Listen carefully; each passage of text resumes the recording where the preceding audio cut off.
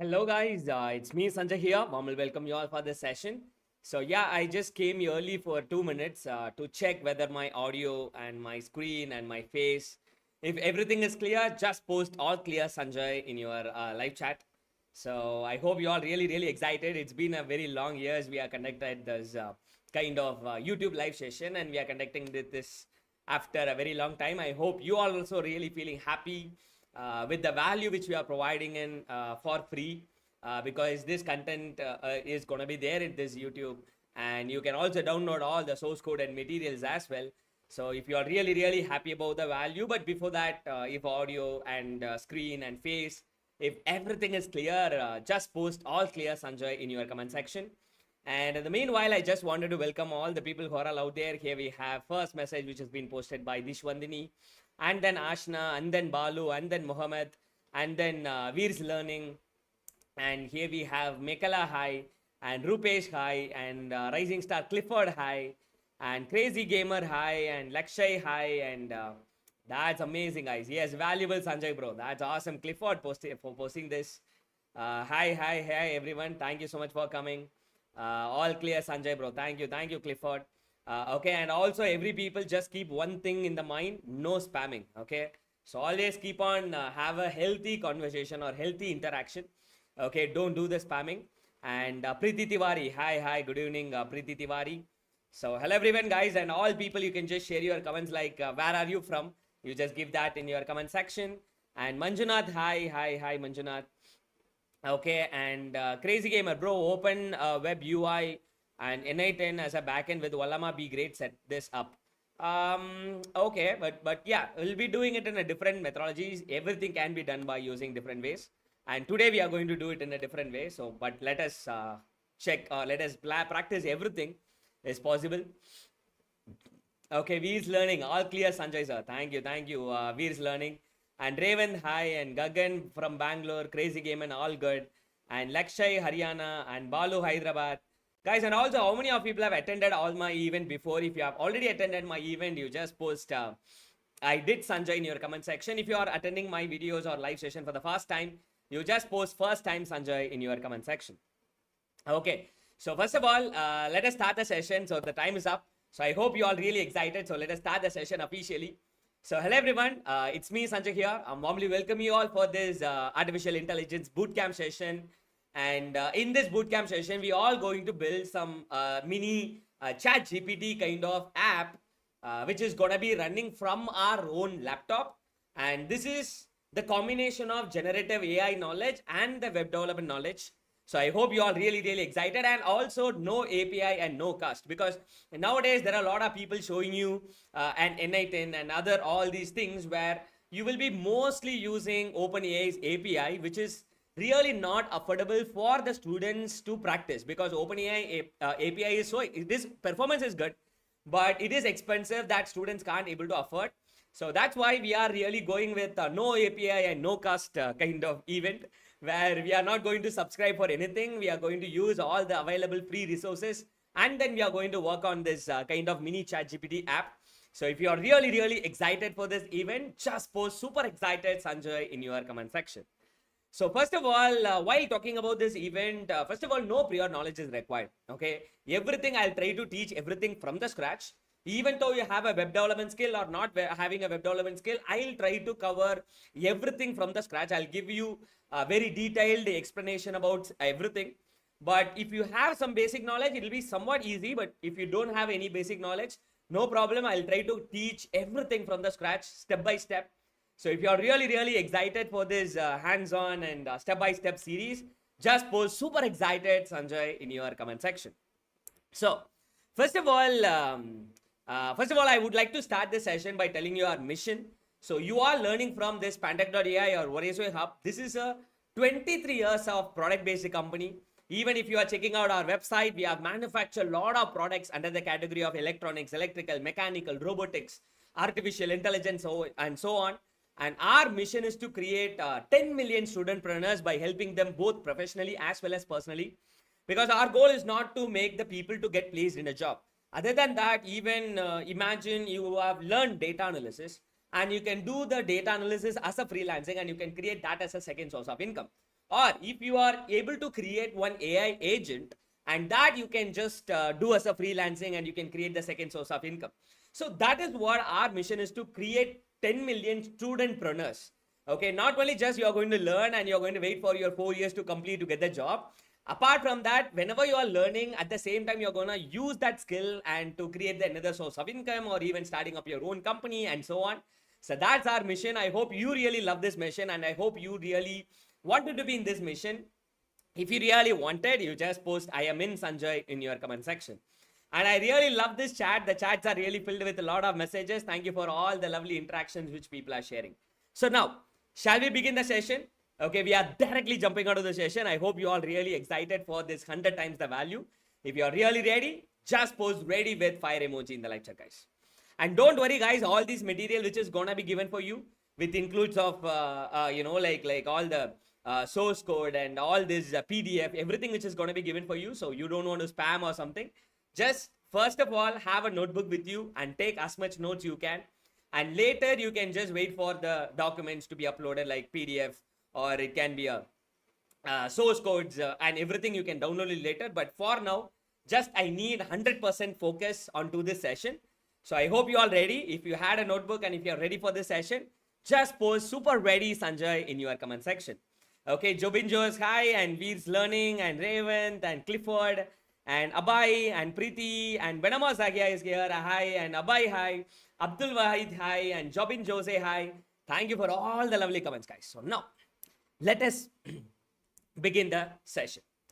First thing where we need to discuss is the generative AI, because this is where a lot of people still having a confusion. So that's why I want to cover it first. While talking about this generative AI, before we'll talk about the generative AI, first we'll just talk about the traditional AI at first. Okay, are you all ready for this? So I'll give a wonderful example. This session won't be boring. It'll be super excited and super fun, and hands-on is also going to be there. But I'll give a very good clarity at the first half, and the second half we'll be doing all the hands-ons. So first of all, while talking about the traditional AI, let us consider the two important difference. Number one is called classification. So what is this is all about? Very simple. Whenever your outputs are gonna be like classes or categories in this, don't worry, I'll give a wonderful example. Imagine if you are working on any project where you want to do this or that kind of classifications, like whether will this person will buy the product, or he or she owned by the product. So that kind of classification, or dog or cat classification, or happy or sad or angry or neutral, like emotion classification. Okay, or word like positive or negative, okay, or true or false. So these kind of outputs, whenever you want to classify whether this is this or that. So whenever you wanted to do this kind of classification, that is all going to be comes under this classification category. Are you clear about the classification? If you are clear about the classification, you just post clear class in your comment section. So that's what the classification is all about. But the second category in the traditional AI, which is going to be called as a regression. So what is that regression is all about? So while talking about that, we'll consider as an output like a values. So what do you mean by values? Whenever your outputs are in terms of like numbers or values, for an example, like stock price prediction, where your output is not going to be yes or no. If your output is yes or no, then it will go for the classification. Whenever your outputs are numbers, like 356.72 rupees. So whenever your outputs are values in that terms, like stock price prediction, that is all comes under the regression. Or even if you are working with like salary prediction, okay, based on your performance numbers, if you are predicting the salary of the people, so that is also going to be comes under the regression. Or even like future sales or something. Okay, whenever you want to predict the future sales or future growth or something, where the output is all going to be in terms of numbers. So that is also to be the regression. Guys, are you clear about the very good difference between the classification and regression? If you are clear about the traditional AI and classification and regression, which is on traditional AI, just post clear TAI Sanjay in your comment section. So this is what the traditional AI, which comes under these two. Okay, classification or regression or even clustering is also there, where you will group something based on without even like labeling the data. That and all will be discussing in the deep machine learning series. But for now, just remember this is what the traditional AI is. But now the second very important thing which we need to be aware of is called the generative AI. So while talking about the generative AI, very easily, like where everything which we are using it right now, which comes under this generative AI. So while talking about this generative AI, let us consider some possible incomes, like inputs or something.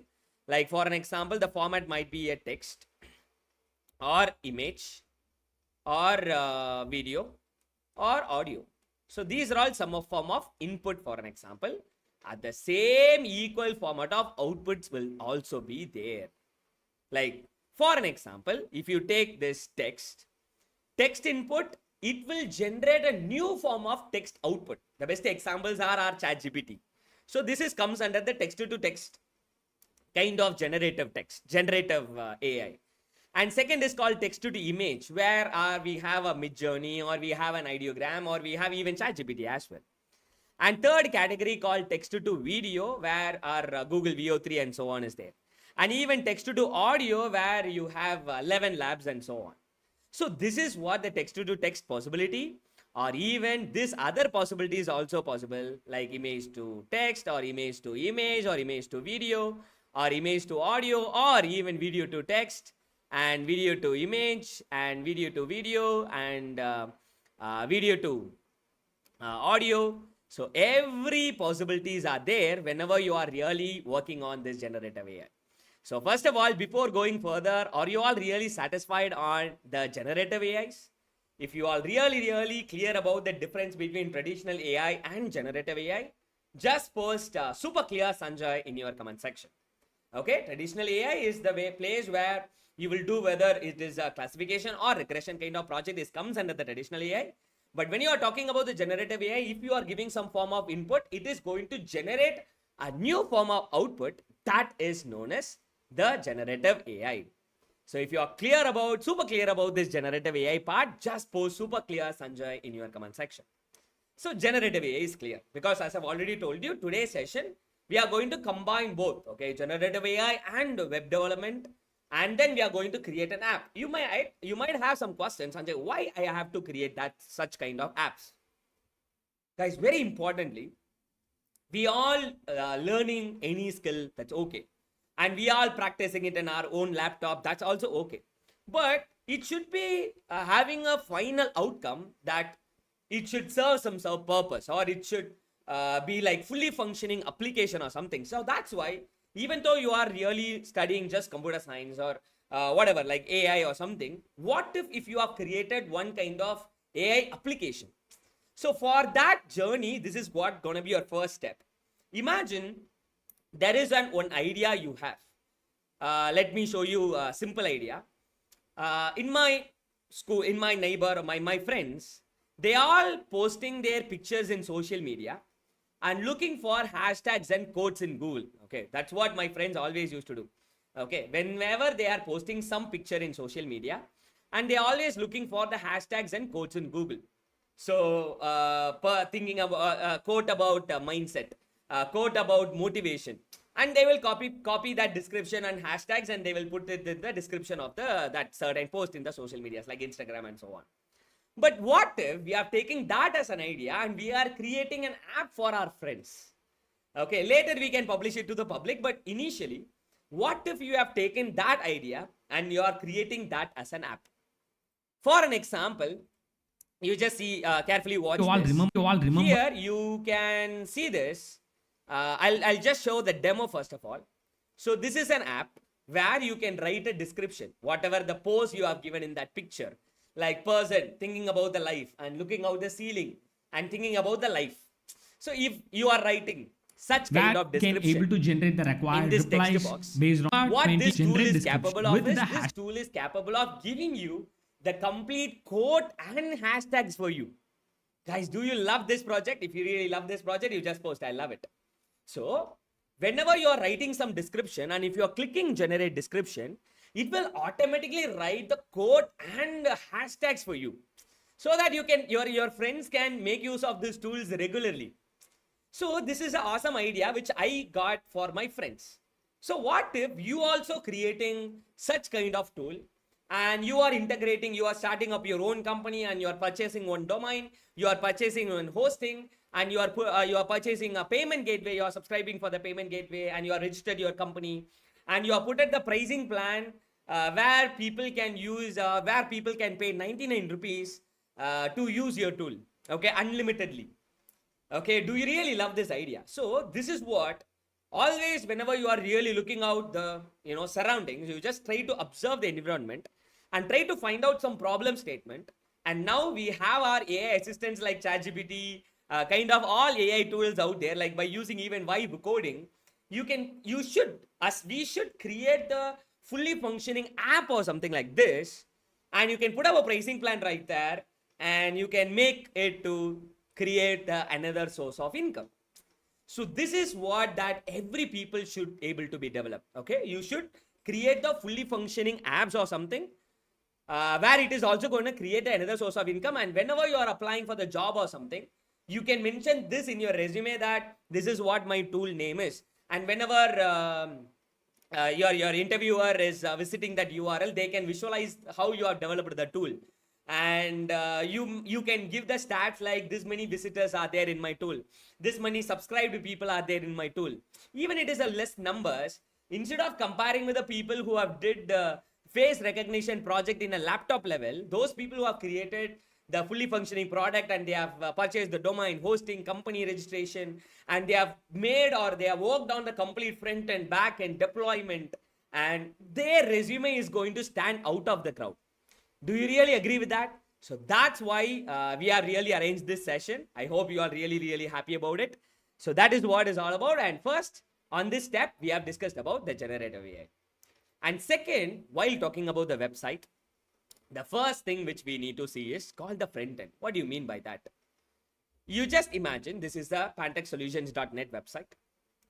And now we are all a client. Okay, I am the client, and Clifford is a one kind of client, and Ravens is one kind of client.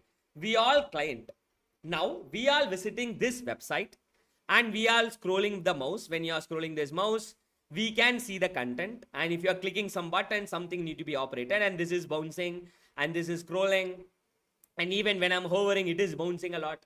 So this is known as the client side. As we are the client, we all seeing this websites and those things. This is known as the client side. That is known as the front end. Okay, something, it can be a website or it can be a web application. As a people, as a clients, we can see this website. We can interact with this website by scrolling the mouse or clicking some buttons or hovering something. We can do interaction with this website. These are all said to be the client side. Whenever something it is all completely said to be the client side, that is known as the front end. Don't worry, I'll give a very detailed explanation later. But for now, just understand the front end, it really means the client side. Completely what clients can see is known as the front end. But then what is backend, Sanjay? You can see this is the Pantech Solutions website. As a client, we can see this. But as a client, we can't see from where this website is running. And all these images and all these content, where it is getting loaded. These and all we can't see. Like we don't know from where this Pantech-Solutions.net website is loading. These can be accessed only by our company's organization, like team members, because that is what the server side, the backend. Even if I'm gonna change this image into a different image, then that can be done it in the backend side, which is all for the server category. That is what the backend is. Are you clear about the front end and backend? If you're clear about the front end and backend, you just post clear FEB in your comment section. Front end is completely for the client side and backend is for the server side. I hope you all really too clear with this too. Or even databases also comes under that category, because imagine you are visiting any website like Swiggy or something. Okay, like imagine you are visiting swiggy.com. When you are visiting this kind of website, you can see there are a lot of dishes images are there. You can see biryani image, pizza, Chinese, shawarma, idli, parota, and burger. A lot of dishes out there. Guys, after seeing this, how many of people feeling very hungry? So just imagine when you are visiting swiggy.com, any website, it is loading some content and it is showing you some content. These contents are not gonna be loaded from the local laptop like this. Like they will have all the images in a local laptop or notepad files or something, like, because dishes image, dishes information, and dishes rating, and restaurants image, restaurants rating, all these details need to be shown. But it doesn't mean that they will save all the information in the local laptop like this. No, they are not going to keep it in just a local laptop. That is all going to be protected in a certain place called database. So whenever you are visiting swiggy.com, it is going to load all the content from the DB and it is displaying you. Even if you are giving some username and password, that both the things is going to be compared in the DB, and like whether it is matching or not. Only if it is matched, then it will allow you. That's what the DB is. Guys, are you clear about the DB? If you're clear about DB, you just post clear DB in your comment section. And also remember, even if you talk about the Netflix, how many of you people love Netflix a lot, and how many of you people love Amazon Prime Video? Just I'll give you your comments in the live chat. Because some people love Netflix because of that UI. Some people love Prime because of the content. But do you know one thing? All the Netflix content is being hosted in AWS. AWS is a Amazon Web Service. It is the one of the product of the Amazon. So which means whenever the Netflix is going to grow, Amazon is also going to grow, because all the content of the Netflix, like videos and login and all the things, which is all being placed in AWS, Amazon's web service. So whenever the Netflix is going to grow, Amazon is also going to grow. I hope you really love this example. If you really love this real life example, you just post "I love it, Sanjay" in your comment section. So that's what the DB is. And whenever you are really building websites or app or anything, all the content is going to be protected in the DB. And from the DB, it is going to access and it is going to display you. That's what the DB is. If you are clear about the DB as well, you just post clear DB. But now, while talking about the front end, let us discuss about just three for now. The first one is called hypertext markup language, like HTML. What is this? Imagine whenever you are building up any website or something, okay? You might visit any website, or imagine you are building up a house or something. Whenever you are building up a house, first you will do its structure, right? This is where the hall, this is where the restroom, kitchen, and master bedroom, and everything. You will design its structure by using a cement and bricks and those things, and you will design its structure. Okay, it won't look good, but that's what the foundation, that's what the structure. Same as like the building structure, whenever you want to build the website structure, that can be done with the help of HTML. So HTML means hypertext markup language. Whenever you really wanted to build a website structure, like where the heading need to be there, where the paragraph need to be there, where the buttons need to be there, where the text boxes need to be there, all these basic structure or that skeleton of the website can be done by using HTML or hypertext markup language. If you all clear about HTML, you just post clear HTML in your comment section. That's the first thing. But the second important thing is called the CSS. What do you mean by that CSS? Imagine you already built your house like this, like structure you have built it up. But you want to make that house look better. Okay, you will do interiors and exteriors, you will do painting and all. Same as like once the website structure is being created by using HTML, if you want to make that website look better, that can be done by CSS, like cascading style sheet, where you'll be working with the color, spacing, fonts, layouts, rounded corners. All these things can be done with the help of CSS. That's what cascading style sheet. Okay, HTML is for hypertext markup language and CSS is for cascading style sheet. This is the second thing. And third important thing is called the JavaScript. Actually, JavaScript, by learning it, you can use it for front end as well as the back end. But for now, I'll show you why the JavaScript is for the front end is. Okay, let me show you. Imagine you are visiting Apple's website. Okay, you just imagine you are visiting Apple's website. Now, I am a client. I'm going to interact with this website. Interact in the sense like I'm going to scroll my mouse, I'm going to click some button, I'm going to do something.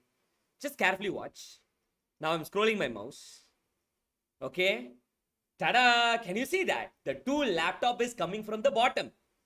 Okay, but page is not refreshing. Again, I'm scrolling my mouse. Again, I'm scrolling. Again, tool laptop is coming from the bottom. Okay, but when I'm reversed and again I'm scrolling, again tool laptop is getting tilted and it is zooming in. So this is known as interactive and dynamic website. Even you can see this is unlock symbol initially, but when I'm scrolling my mouse, it becomes locked. So this is known as interactive or dynamic website. So as based on the user's interaction, the website is changing dynamically. So whenever you want to make the website interactive and dynamic, then that can be done with the help of the JavaScript in the front end. Guys, are you clear about the JS? If you are clear about the JS for the front end, you just post clear JS. Okay. These three are the very core foundation in the front end, guys. If you are super clear about these three, you just post super clear Sanjay in your comment section. So HTML is for creating a structure or skeleton for your website. CSS is for styling your website. And JavaScript is for making your website interactive and dynamic so that user experience will be amazing. Like instead of just showing a normal, there is no any movement in that website. If there is any movement based on the user's interaction, people will engage in that website a lot. That is what can be done by the JavaScript. Guys, if you are really satisfied on all three, you just post satisfied. Okay, HTML is for creating a structure or skeleton for your website.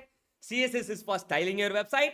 And JavaScript is for making website interactive and dynamic so that user experience will be amazing. That's what the JS or the JavaScript is all about for the front end.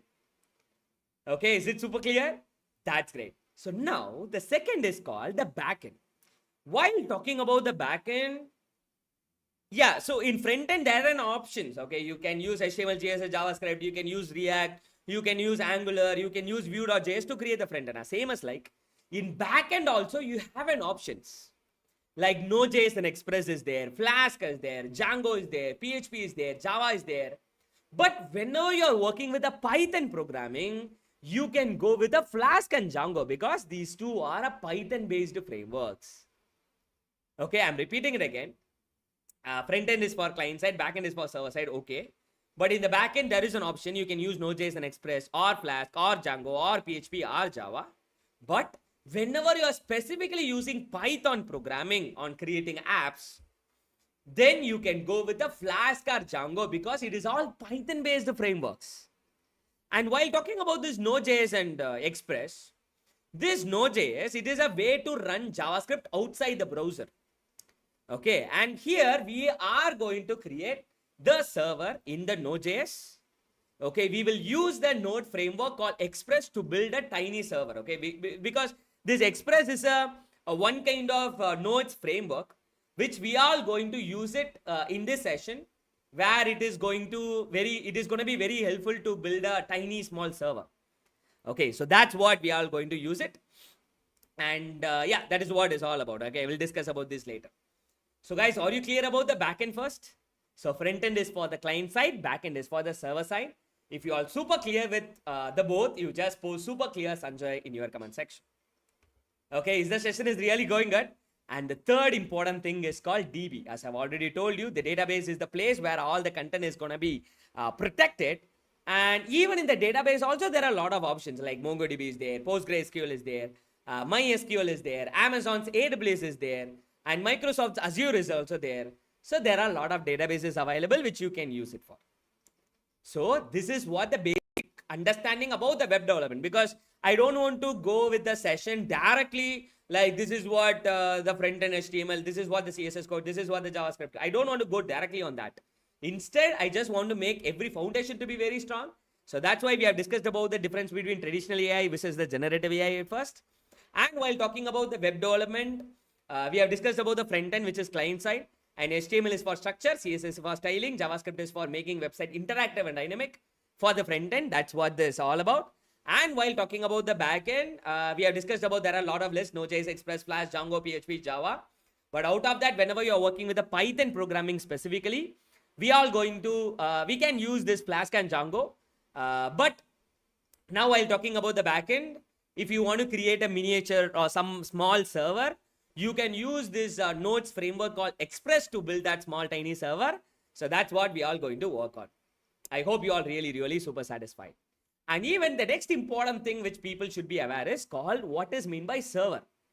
A program that is going to listen on a port and respond to a request. Imagine in a ChatGPT, you are going to write a prompt. Okay, like tell me what is HTML in a easy way. So likewise, if you are writing some prompt, so that prompt needed to be posted in that OpenAI server, and OpenAI server is going to respond back an answer. Hyper HTTP, HTML is hypertext markup language, and it is like a bricks and cement where you will be building your house. So structure. So likewise, it is going to respond back. So we are a client, and ChatGPT is the server, and it is going to give a response. Okay, so as a client, I'm going to request something in terms of a prompt, and that prompt is sent to that ChatGPT, and that ChatGPT is going to reply back as a response. So we are requesting something, and that server is gonna respond it back.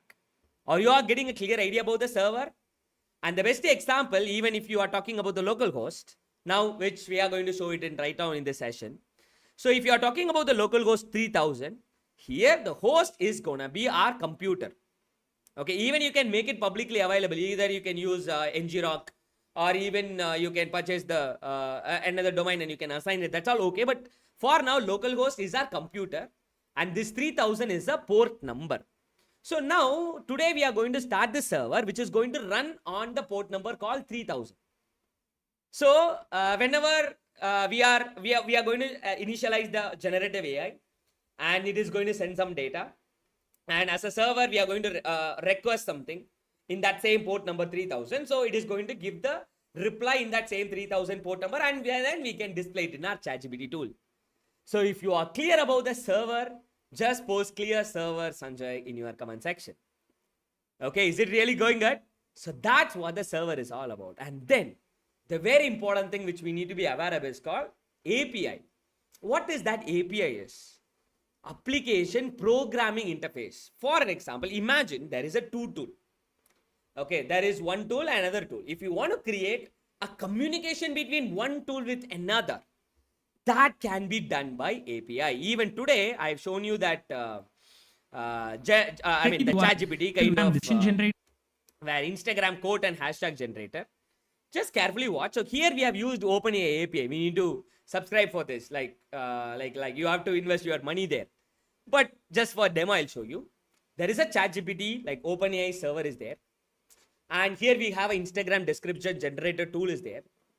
So this Instagram description generator need to post that prompt in this server, and then it should give the response back to this Instagram description generator.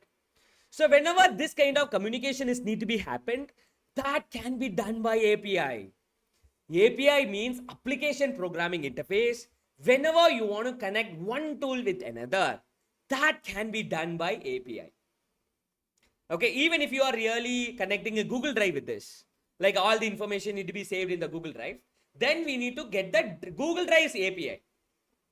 Okay, or even if you want to show some weather information, like what is the current temperature, what is the rain possibility or something. So there is a weather cloud called Open Weather Map. So you need to create an account in this cloud, Open Weather Map, and you need to get this their API key, and you can put it in the tool. So your tool can communicate with the drive, with this weather cloud through weather cloud's API. Guys, are you getting a clear idea about API? If you are clear about API, you just post clear API Sanjay in your comment section. So API, it is like application programming interface. Whenever you want to connect one tool with another, that can be done by API. Okay. So even here I explained this clearly. Post this prompt and give me a reply. So that's what an API request is. Because in ChatGPT, you are going to write some prompt and put this prompt in that AI server, and then give me the reply. So it is like a two-way communication. It is going to send some response, request, and that server is going to respond back, and we are going to get that output as a JSON format. I'll show you the JSON format later. So this is what API is all about. If you are clear about an API, you just post clear API Sanjay in your comment section. Lot of people have posted clear. That's awesome. Thank you. That's great. So that's what application programming interface is all about. That is also done. The next very important thing which we have to be aware is called LLM. What is that LLM is? LLM is large language models. Very simple. Your ChatGPT's model is there, no, which has been trained with all the data available in the internet. That is what the LLM is all about. So large language models. So you are writing you are asking some question, what is HTML? And that ChatGPT, it can able to give an answer based on the knowledge which are already trained by using all the online data which is all available. Okay, you can have it. You can also train it. You can also build your own LLMs, but it will be very, very tedious process where you need a computational power. Because imagine if you are running, if you are building one AI tool or something, if you are like customers are asking some questions, and if that AI should able to reply for that. Very simple, like you want to write a question like what is HTML, so it should understand that phrase, what is the HTML. So it should have that knowledge of understanding what you have asked to that. So you need to create the whole model. So always guys, whenever you are creating an AI model, there are some other way. Number one way is you can create your own model from the scratch, like building a neural networks, feature extraction, everything you need to do it from the scratch. That's the first way. Or second way, you can use the pre-trained model, because bigger giants, they all have their server farmhouse to run heavy AI application in a faster way. Because imagine there is a baby sitting in front of you. If you want to teach that baby what is apple and banana, you can easily teach, because you can go to the shop and you can purchase red apple, green apple, pale yellowish apple, and green banana, red banana, and pineapple, and different color of a banana, and all these, that two fruits you can get it, and you can teach the baby this is apple, this is banana. But how will you teach all the available fruits in the world? Definitely it is going to be so tough, because there is a lot of data need to be there. So definitely our laptop is not compatible to run or to train all the available data in the internet. So that's why people can go for the second methodology, where you can use the already bigger giants who have created the model, like Facebook have created the model, Google have created the model, and OpenAI created the model. That model you can just take it and we can really use it. So that's what the second way. Or even third way, we can apply the combination of both. Okay, you can take the pre-trained model and you can modify it a bit for your customized output, and you can get, that is where RAGs and all, which is all coming in. So that's a third category. Are you all clear about the three categories? Number one, you can build it completely from the scratch. There are a lot of challenges out there. You need the data, you need a computational power, and you need a lot of time to do it. So that's what the first way. And second way, you can use simply a pre-trained model. Or third way, you can take the pre-trained model and you can customize a bit for your outputs. So that's what the third way is. That's what LLM is, where it is the AI model just for language. Just for language. It can be any language, but LLM is just for language related models. Okay, if you are asking what is your name, so it should be able to understand the meaning of what is your name phrase.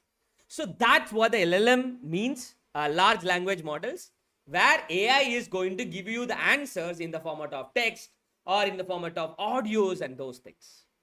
And the best example, of course, the ChatGPT family, or even other models like Mistral or Llama and those things. That's what LLM is all about.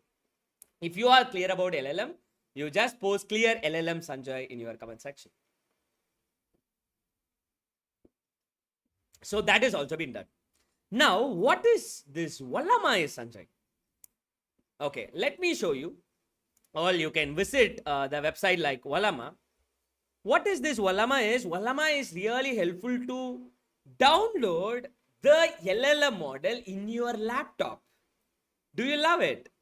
So like there are a lot of large language models available, which has been provided by a lot of bigger giants.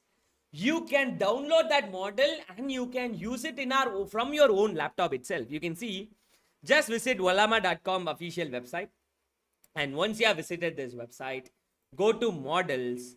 And once you have gone for the model, ta-da! Can you see that? There are a lot of large language models are out there. So even you can see here we have GPT-OS, the recent model which is available, and DeepSeek R1 model is there, and Gemma 3 is there, and Quen is there, DeepSeek V3.1 is there, Llama 3.1 is there, and Mistral is there. So a lot of models out there. So it is all LLM models. But every people remember, in that models, whenever you are really opening any model, like if you open the GPT-OS model, there are some different like types are there. You just see GPT-OS 20B is there, 20 billion parameters. It's been trained on 20 billion parameters. As that number of parameters is trained, as that the data is increased, that size of the model is also going to be increased. Because if you take the GPT-OS 20 billion model, it is going to cost you 14 GB, guys. Okay, 14 GB size. Can you see that? But if you take 120 billion model, it is going to cost you 65 GB. Okay, you need that kind of memory space, or even that cloud also option is also there. And if you talk about the DeepSeek, in DeepSeek 1.5 billion parameter model is going to cost you 1.1 GB. And R1 colon 7 billion parameter, which is 7 billion parameter, which is going to cost you 4.7 GB. And 14 billion parameter gonna cost you 9 GB. And you can see 671 billion model is going to cost you 400 GB of size. Okay, if you are really learning this Ollama for the first time, you just post FT Sanjay in your comment section. Same as like there are a lot of large language models out there.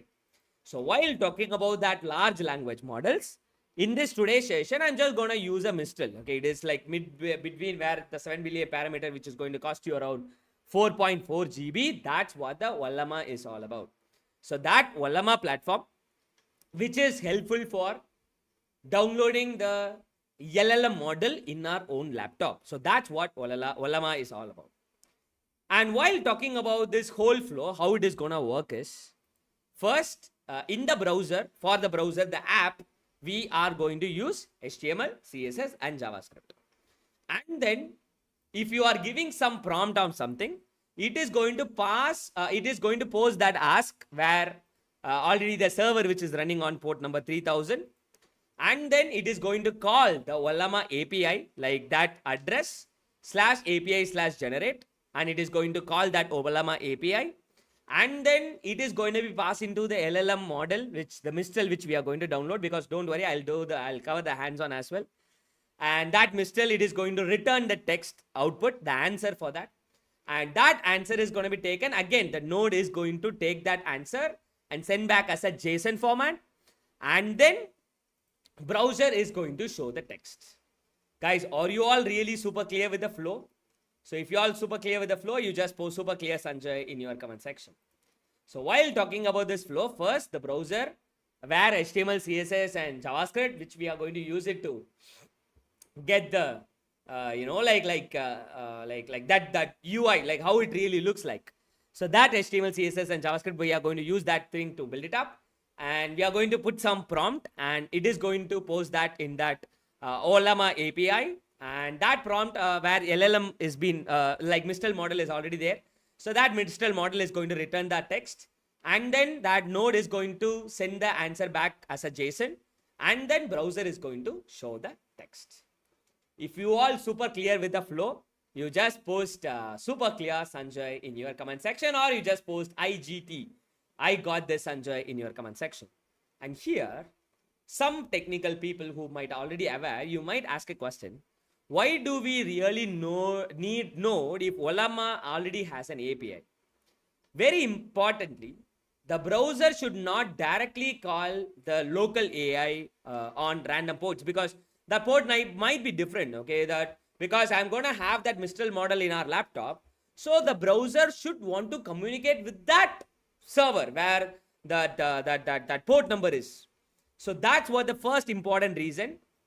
And our node server is going to serve it for HTML, CSS, and JavaScript file. And it is going to provide a simple interface for ask endpoint.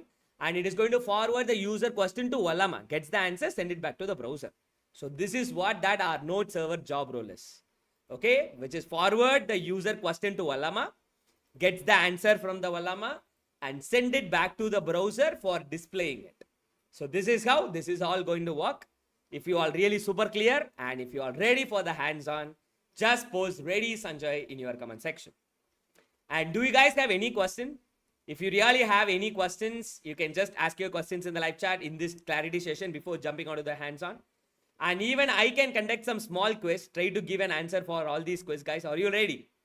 Okay, all people, just tell me what is the traditional AI. So question number 1, try to give an answer for all the questions which I'm asking. So question number 1, tell me what is the traditional AI is.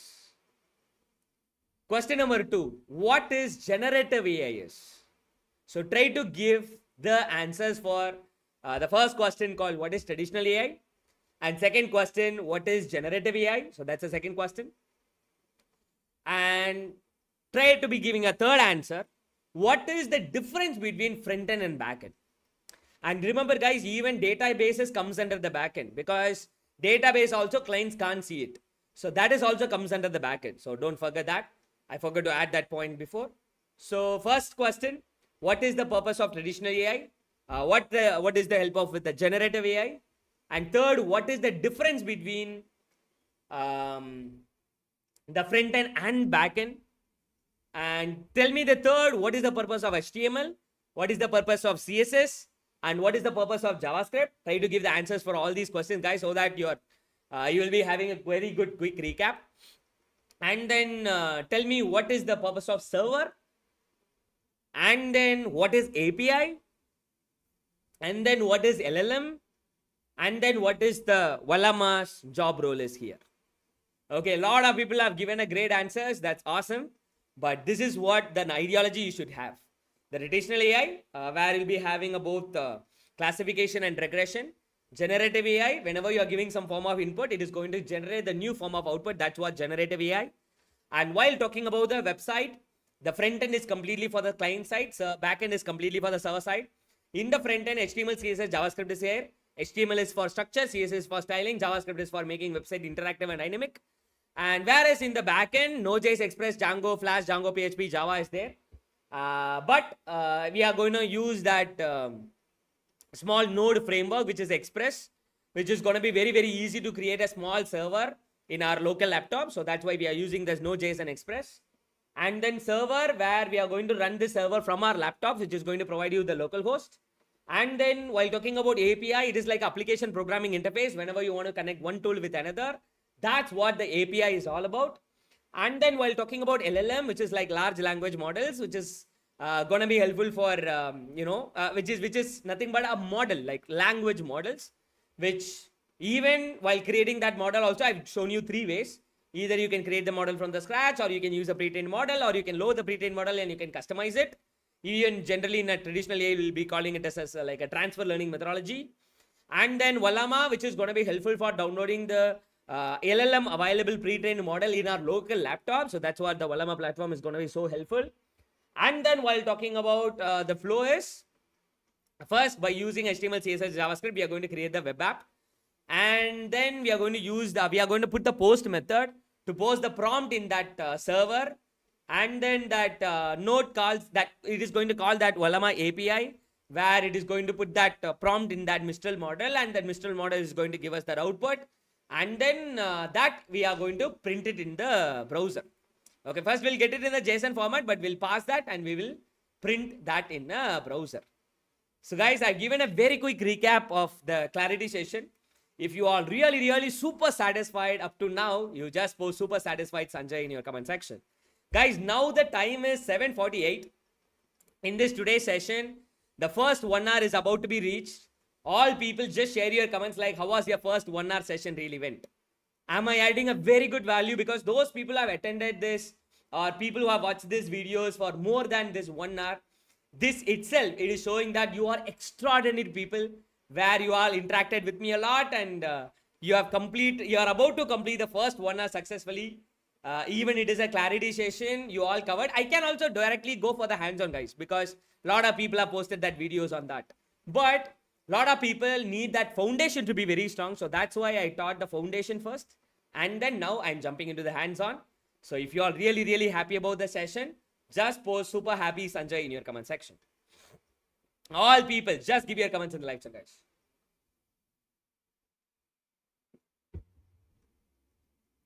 Okay, Clifford, really valuable, Sanjay bro. Thank you for calling me a brother. And also there are a lot of people are there. Here we have Shanmati. She is top 1 performer, and Bala Subramaniam second performer. Charkes is the third performer because based on the interaction. Okay, that's awesome, guys. So this is all done. Now, shall we jump onto the little bit, step-by-step hands-on? Guys, I'm putting a disclaimer. Some people may have a laptop with you right now, or some people may not. If you're having a laptop or not having a laptop, no problem. Just take notes. And once this live has been ended, rewatch these videos again and then do the hands-on step-by-step. Because when I'm teaching, if you are trying to parallelly follow me, you can't able to complete the hands-on parallelly with me because it is a longer process, no? So it will take definitely a time. So all people try to come with me, try to take as much notes you can, even whatever the minor steps which I'm telling you, please take all the notes. Later you can do the practice. And if you're ready for the hands-on, just post ready Sanjay in your comment section, guys. So now, let us see this. Are you all ready? Just give your comments in the live chat. Kishore, really fabulous class. Thank you, Kishore, for posting this. Now, the first thing is we need a notebook where we are all going to practice all these things like HTML, CSS, and everything we are going to practice. For that, we need a notebook. For that, the most wonderful or the very popular notebooks are Visual Studio Code. So all people just visit code.visualstudio.com. And once you have visited this website, where you have 3 downloadable options. One is Windows or Linux or MacBook. So based on the machine you have, I believe majority of the people are Windows user. So please click that Windows icon. Even this itself, I'll be teaching you from the scratch, guys. So all people, click Windows icon. Once you have clicked this Windows icon, you will get the VS Code in your laptop. And that VS Code, I'm going to teach you how to install that as well, guys. Do you love this kind of deep teaching? I'm not directly opening a VS Code and skipping that content. Even that installation also I'm teaching you. I hope you all really feeling the session is valuable. Just give your comments in the live chat. So now, all people, just visit this Visual Studio, code.visualstudio.com, and you will get the VS Code in your laptop. And once you have got this VS Code in your laptop, click that VS Code. Once you have clicked that VS Code, ta-da, you will be getting the pop-up like this. Okay, once you have got this pop-up, click I accept the agreement. Click next. Okay, wait a minute. Yeah. So please click I accept the agreement and click next. And once you have clicked next, here the very important thing a lot of people are missing out is people are not enabling these 2 options, guys. That's the very biggest problem.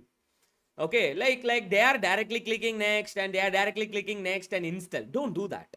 Please enable this 2 option. Add open with code, add open with code. Why it is important is, you just imagine this is the code directory. If you want to open this directory directly in a VS Code like this, there is an option called open with code. So if you are clicking that, this folder will be opened directly in a VS Code. Okay, if you really want to open that directory like directly from the this directory itself, if you want to open the certain directory from the file explorer in a VS Code, then please enable this option. Tick, tick, tick, tick. Okay, 4 check marks should be there. And then click next and then click install now button. Okay, Dev Explore, you different from others in teaching, bro. Thank you, Dev Explore, for posting that. It's really a great honor. Thank you. So that's what it's all about. So I'm repeating it again. First, you have to download that VS Code in your laptop and click that exe file which you have got. And you will get this pop-up and click I accept the agreement. And then click next. and then tick this, and so 4 tick marks should be there. This is optional. And then click next, and then click install now button. I've already installed it, so I'm not going to click this install now button. But you people, please click that install button to complete the installation.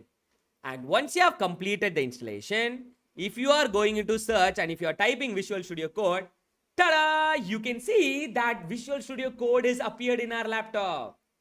This is what the hands-on number 1. If you all clear about the hands-on number 1, you just post clear 1 Sanjay in your comment section. All people, just give your comments in the live chat.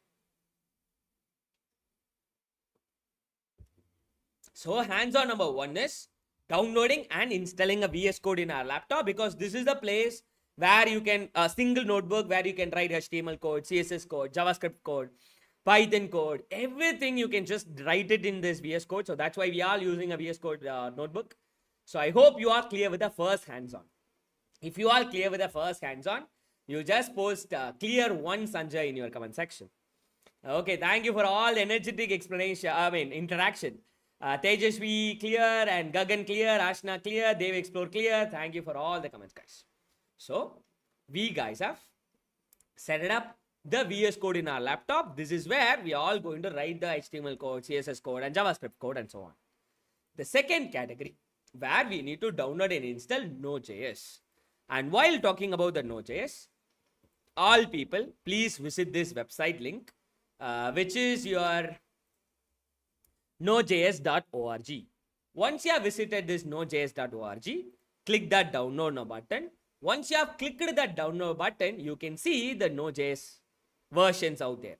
But out of that, you can choose anything. I am going with 18.20.8. So once you have visited this download, okay, I'm repeating it again. Go to this website, en/download. And once you have visited this nodejs.org/website, /download, in this, there are a lot of versions out there. Like 24 is the current version. Guys, whenever you are a developer, guys, don't go for latest version in development platforms, because latest version, it doesn't mean that it is stable. It might not be stable. So that's why you can go with some kind of stable or somewhat 1 or 2 version older. So that's always a better practice, even if you are installing a Python, even if you're going with a Node.js, even if you're going with a lot of developer. If you are a developer, okay, if you are installing any packages or software, not every time you should not go for the latest version. Most of the time, you always look for the stable versions. Even as a bonus tip, I can show you, like if you are installing Python, no. Always, some people are directly installing the latest version called 3.14.0. This is the latest version. So all people always love latest as a human being. So we always go for the latest version. If you are installing a latest version, it doesn't mean that it will be stable. You might face some issues. So that's why I always go for some kind of stable version. So Python is not required for this session. So instead, just go to the Node.js downloadable page and click that drop down, and you can install this 18.20.0. Okay, are you all really clear? Okay, so you just go with this and then click Windows installer MSI file, and you have to install that as well.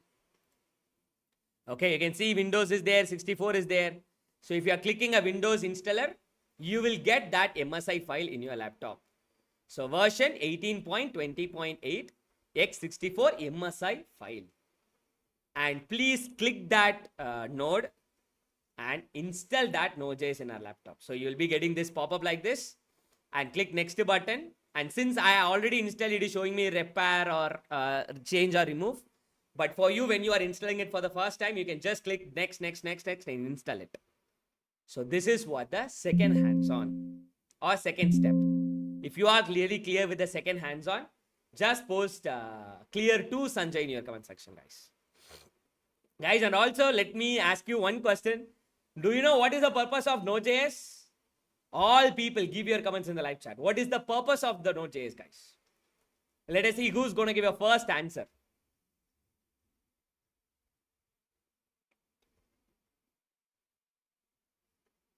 What is the purpose of the Node.js? All people, give your comments in the live chat. Okay, let us see who's going to give a first answer. Okay, the first hands-on is we guys have downloaded and installed VS Code in our laptop. That is where we are going to write a code. And second thing, we guys have gone with a Node.js and we have downloaded that version 18.20.8, and that is the Node.js which we guys have installed. This is what the second hands-on.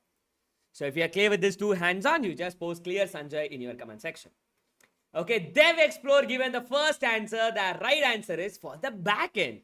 Yes, because today we are creating some mini ChatGPT which is going to be running from our local laptop. Right, so that backend part which is need to be provided or supported by that Node.js with that Express framework, okay, as a backend. Okay, that's awesome, guys. Server making, that's awesome. Backend, server making, that's great. So that's what the Node.js is. Guys, in this session, I'm showing downloading. All people don't forget to install it.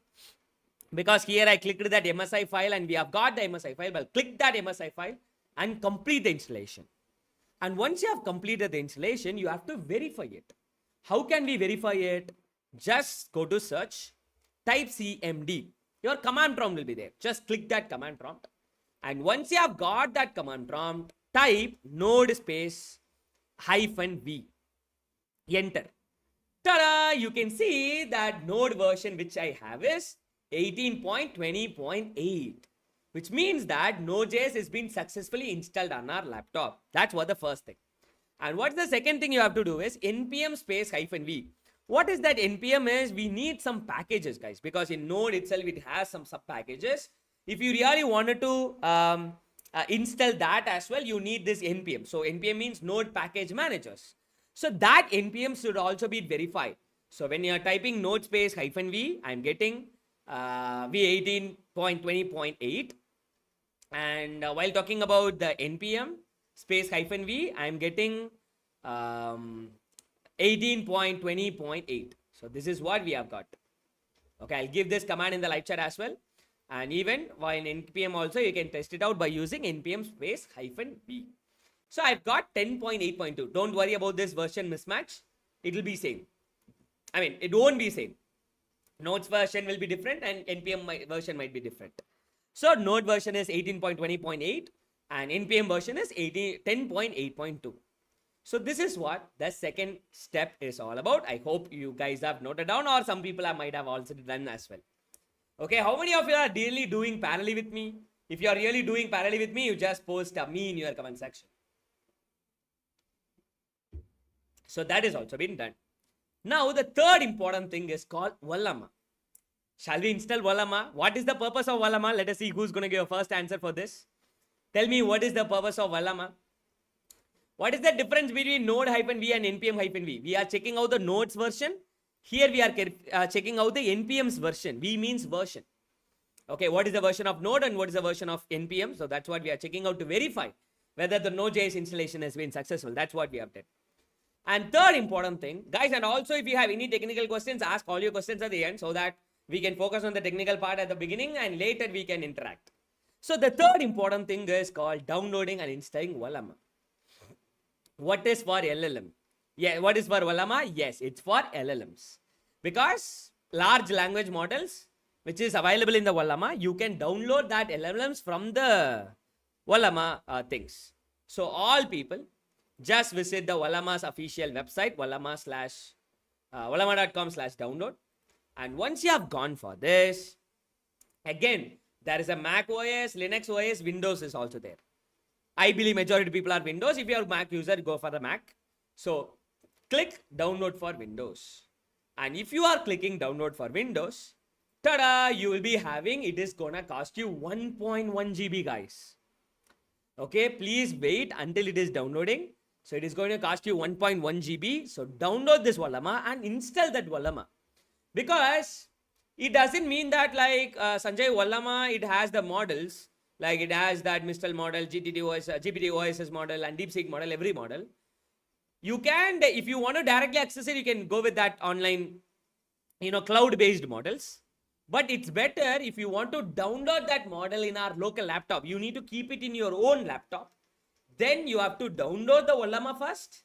And from that Ollama, you have to download the model second. So that's why, first of all, we are downloading Ollama model in our laptop, Ollama application in our laptop.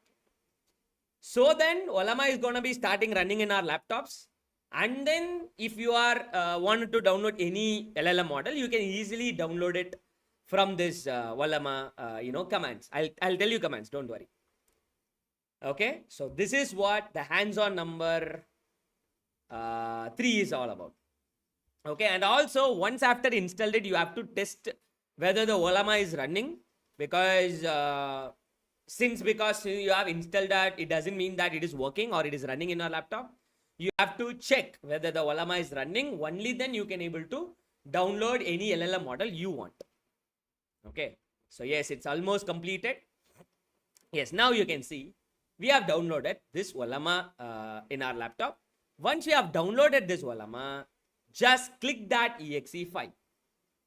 Okay, so now let us see.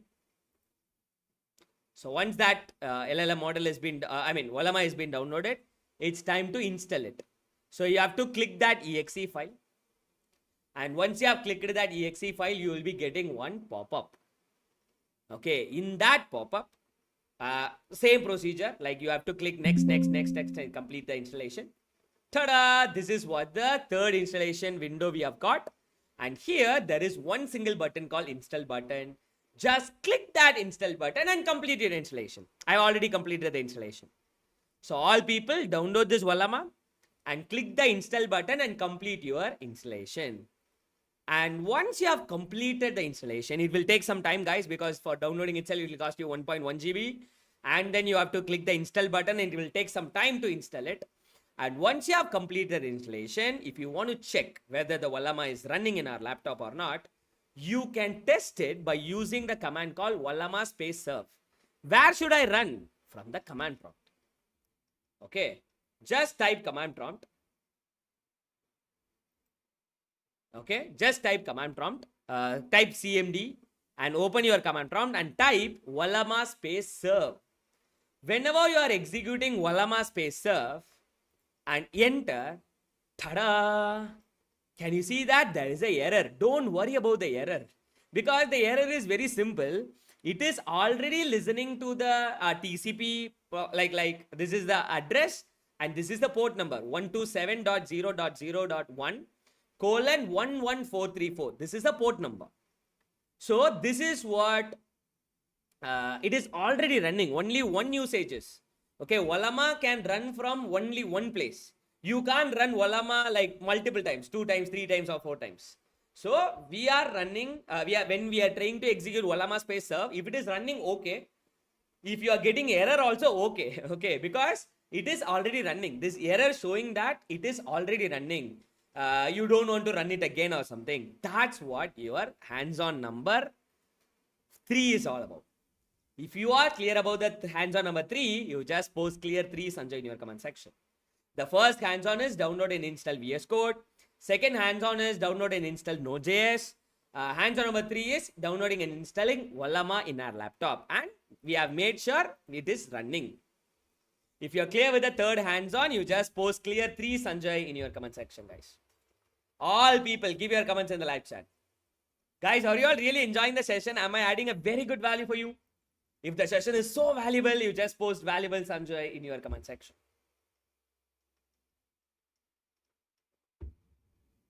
So, third hands-on is also been done.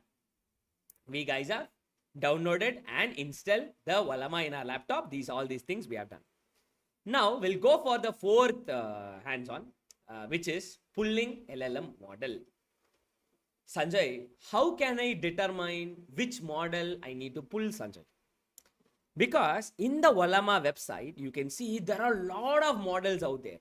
So if you are simply clicking these models, there are GPT OSS, DeepSeek, Gemma 3, embedding Gemma, Quen 3, DeepSeek 3.1, and Llama 3.1. Llama is by the Facebook, and Mistral is there, and Quen is there, Phi 3 is there, Llama 3 is there, Lava 3, Gemma 2, Quen 2.5 coder, and Phi 4, Gemma, Max, MX by BAI, Embed large, and Quen. You can see there are a lot of LLM model which is out there in the Ollama website.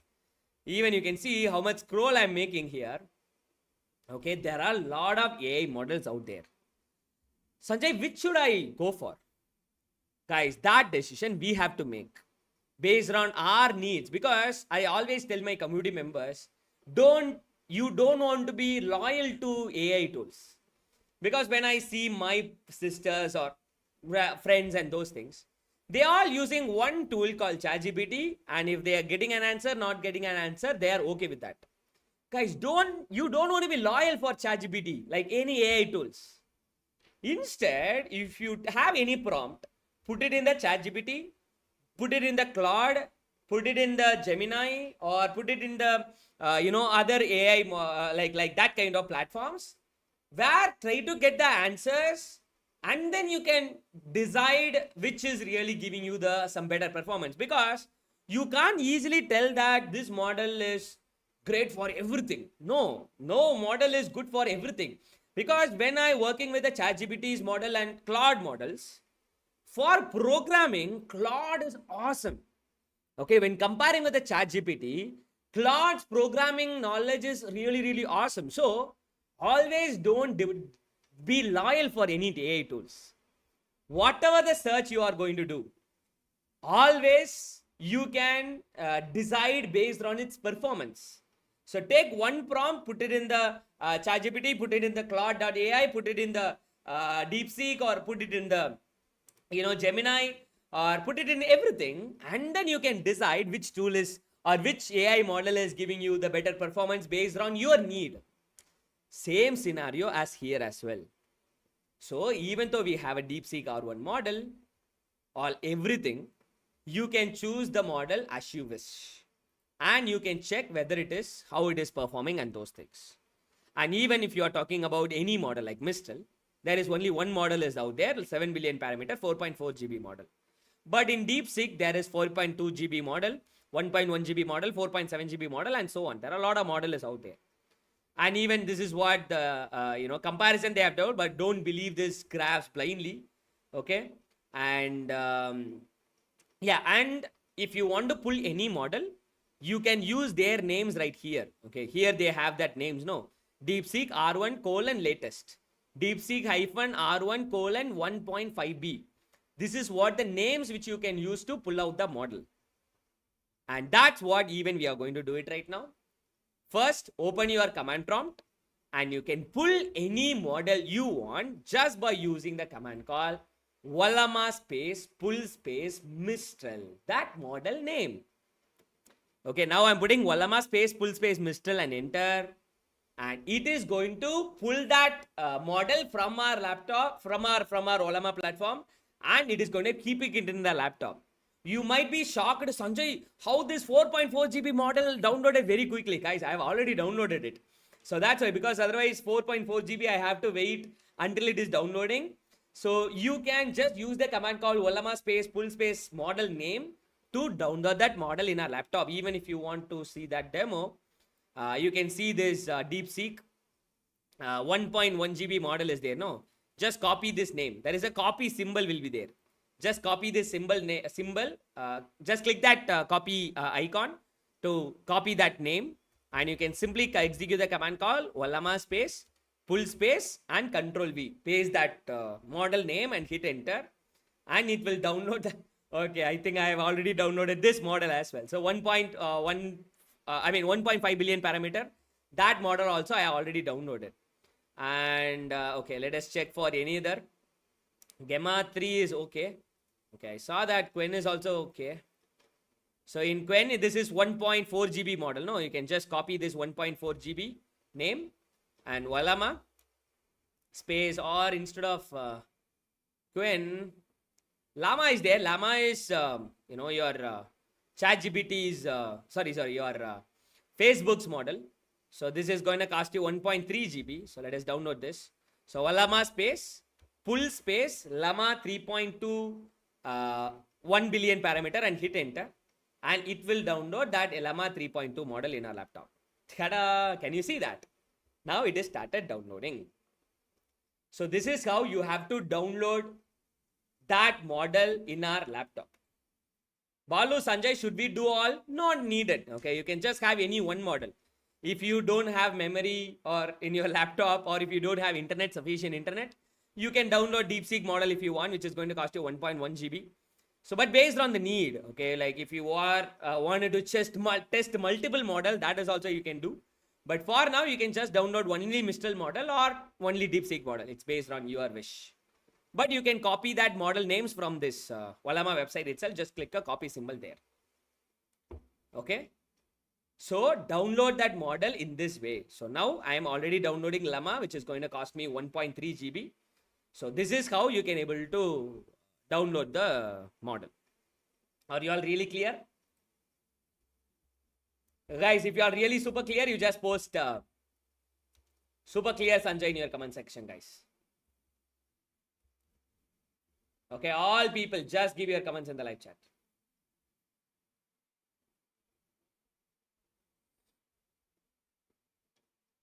Okay, and there is one guy who have asked a very wonderful question. Clifford. Sanjay, if I downloaded some model, if I want to remove that, how can I remove that? That's awesome question. Guys, if you want to remove that model, you can use by using the command called rm. Okay, rm means rm means like remove. Okay, so if you want to remove any model, you can run Ollama space rm space that model name. Okay, I'll show that. Wonderful question, Clifford. I'm giving a great applause for you. Okay, so because sometimes if you want to free up your laptop, then if you want to uninstall it, or if you want to remove some model, you can execute the command called Ollama space rm. R means rm, remove space that model name. So you can put it and you can remove that model, guys. I think I have a great people in this community, guys. That's awesome. So now we are downloading this model, but remember, it's not just downloading. Even you can test the model from the command prompt itself. How can we test that from the command prompt? You can easily test the command prompt by using this command called Ollama space run space that model name, and inside the double quotes you can give the prompt. You may ask, Sanjay, then ChatGPT in our local laptop, the problem is done. Yeah, it is done, but we want to learn that full stack things, no? Like we need to create that apps as well, no? So that's why I want to teach you that HTML, CSS as well. How it is working, how that API is calling from everything. So everything I want to teach you. So I hope you really love it. Okay. Yes, it's still downloading, it seems.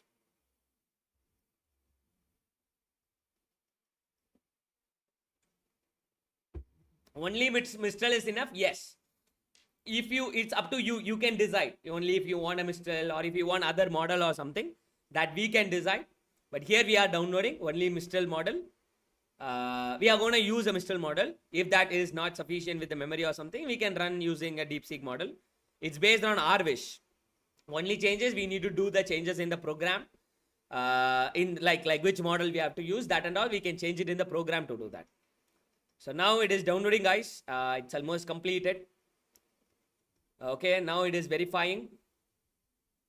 Ta-da! Writing manifest success, which means that Llama 3.2 1 billion parameter model is also been downloaded. Now, if you want to execute, if you want to test, like Ollama, if you want to test whether the model is working fine or not, you can just run the command call Ollama space run space Mistral, and inside the double quotes, you can give the prompt like say hello.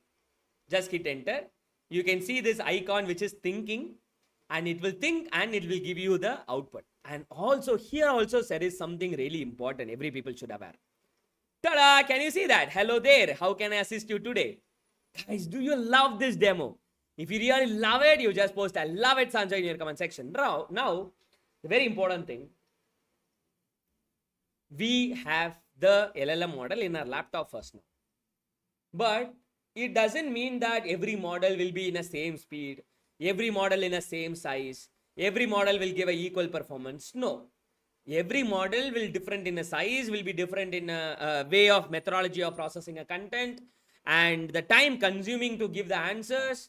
Even if you're going for the very bigger model, like 500 GB of model, if you're putting it in your laptop, if it is not having enough memory to process, it might take even 10 minutes to answer for one question. Imagine for 10 minutes, you need to wait Okay, write a prompt and wait. For 10 minutes, it will take and it will give an answer. So that it is also based on your system specifications and everything. It is all dependent on that. So it is dependent on the model size, model's optimization level, and the memory you have. Everything it is based on this. Okay. So that's what the very important thing, you have to keep it in your mind. So we have downloaded all these models. Guys, are you all really super clear with this? If you are really super clear with this, you just post super clear Sanjay in your comment section. And yes, as Clifford suggested, yes, of course, if you really wanted to list down all the LLM model which you have, you can just list that as well. Now you can see I have 3 models, Llama 3.2, DeepSeek R1, Mistral model, and Llama 2 model as well. Okay, like 3.8 GB, 4 GB, 1.1 GB, 1.3 GB. So these are all the models which I have. And if you want to remove any model, you can execute the command called Ollama space RM space that model name. Okay, like you can just execute Mistral if you want. You can just type Mistral and enter. That model will be removed. Guys, are you all really done? Are you all really satisfied? And even here you can execute this Ollama space run space Mistral, say hello. It given the output as well. So if you are clear with the hands-on number 4, you just post clear 4 Sanjay in your comment section. Okay, are you all really clear with the 4th point? Okay, if you are super clear with the 4th point, you just post clear 4 Sanjay in your comment section. So that has also been done. Now, shall we create the project step by step? Okay, are you all ready? So if you are ready, you just post ready Sanjay in your comment section. But as we are adding an incredible value for all the people, what the very awesome thing which I did for you is, I have given you this document and I have given you this project repository for you all. Are you happy about it? So all people in this life, or who are watching this video later, go and download this material from that comment section. Okay, in the comment section, we will be giving you this material. We have already given this material in the live chat pinned or the comment section. We have given you this PDF and this document. If you have got your materials, you just post I got this Sanjay in your comment section. So this is how it should looks like. Okay, if you have got this, you just post I got this. And if you are feeling happy about it, you just post happy, because I can also type line by line and show you, but where I'll be very busy on typing and you'll be busy on copying. I don't want that. I want the clear understanding about the programming, because programming and all, some faculty used to teach it in the board. They will be writing all the programming like hash include and all. That is a waste of time. So you can't learn programming just by writing in a board or just seeing other people typing. Instead, we can just go through line by line or section by section, so that you'll be getting a good knowledge. And all people download this repo and have it in separate, but under my guidance, do yourself itself. Okay, so are you all ready to do it? If you're all ready, you just post ready Sanjay in your comment section.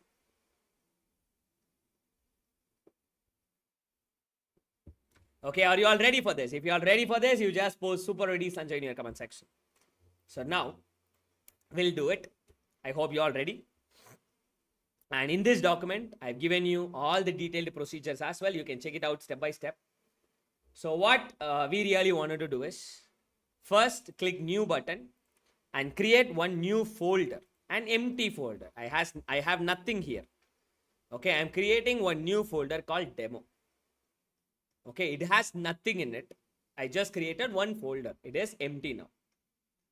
And once the folder is in empty, now we'll open this folder in a VS Code. How can we do that? Right click your mouse. Guys, I'll try to go slow as much possible. Try to follow me. Open that folder by right click, show more option, and open with code. Once you are clicking open with code, ta-da! You will be getting a VS Code in your laptop.